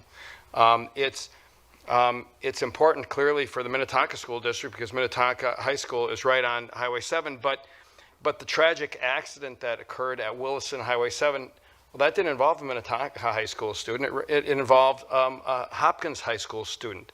I mean, we're talking about the safety of our residents in our region, and it's really important. So having a shared vision, collaborating, this resolution that we're going to ask for passage tonight is really important. It's a first step to say we're on the same page, we're in this together. So I'll leave it at that. I think Mr. Funk covered everything from the details, but I also think as we work on this, there are stories, and there are human stories that we need to share. When we go to Washington and talk about what we need here, these issues affect the lives of people that we all represent. And I think that's the most important message that we can deliver. And it is interesting, we talked to our legislators. When you mentioned Highway 7, no one said, oh, you're wasting my time, I don't think there's a problem. I mean, everyone says, oh yeah, Highway 7 needs improvements. You don't have to convince anybody of that. It's just, let's get a shared vision. We're playing the MnDOT playbook. They said, get together and create a coalition and work together and collaborate, and the path will be open to you. So I'm optimistic about it. I think it's important work. So with that, if someone would like to make a motion on the resolution, we'll. I'd like to make a couple comments if I could. Please do. Thank you. I apologize. I know people want to leave, but I think this is important. I'm sorry. I agree that this makes complete sense. I think the vision makes complete sense. Hearing the presentation tonight, I mean, this resolution talks solely about TMO, and I get it. I mean, I get there's nuance regarding the money. I think we're hemming ourselves in a little bit with the resolution because it doesn't reference the coalition idea. I think there's political reasons why wanting to get that 200,000 and use it and have it be a resource. I don't think probably a TMO is going to be the right direction, especially hearing the presentation tonight. And so I'm concerned that we're going to try to just spend the 200,000 because it's there, but then end up with a coalition anyway. So I think it maybe bears some fleshing out, or even just some reference to the idea that we're going to explore all options, and that may be a coalition, it may be a commission, it may be whatever. Because this resolution really focuses on TMO. And the other thing I just noticed, and it's a small thing, but I think it's important from a future perspective. Maybe this resolution is probably has a shorter lifespan, but in section 2.01, it authorizes the mayor and city manager or staff to participate. And I would probably just, to be on the safe side, and we don't know what changes are coming down the line one way or another, but to just reference mayor or council member, so we have the flexibility if somebody's not available or whatever, to have representation of one of us in the discussion. So those were my comments, and I'm happy to move forward with this tonight. I think you're going to be coming back and asking for a resolution to explore other options as well, and this really only talks about the TMO. Councilor Shack, thank you. Mr. Funk. Yeah, thank you, Mayor. We're some Councilmember Shack. Those are really good comments, and just for more background, so this resolution was created, joint effort between, again, City of Minnetonka and City of Shorewood, and the premise of it was to have that first step of getting support behind it. So I think there's flexibility in it. That resolution was sent to all the cities, just asking for city councils to, again, start showing their support. And so that's the intent of it, is I think for all of us just want to know what cities are interested and keep going on it, and which cities perhaps might not be interested. And so I think if you're interested and there's support for the resolution, I defer to the city attorney, but I think we could, if you're interested in the resolution, because I know the city of Shorewood is looking for which cities are on board with this next steps, that we could modify the language to include what you just mentioned, that we can reference further. I think you mentioned council representatives, because it's not intending to make it specific to the mayor or to the city manager. The idea is that we'll have representatives from the city that will be part of the journey. And so we can certainly modify that language, and I think we certainly want to make reference to TMO is not, I agree, TMO is not necessarily the only solution, and I think preferably we'd look at a coalition, so we could modify the language that allows that flexibility, absolutely.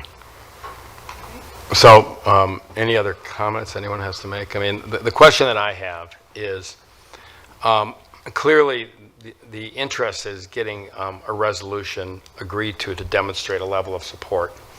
At the same time, if we have improvements, or we need to broaden the language to be a bit more inclusive, are we better off saying, well, let's bring it back on the next meeting, November 18th, or are we better off passing this, indicating our support, with the thought that we may want to modify it at some point in the not too distant future?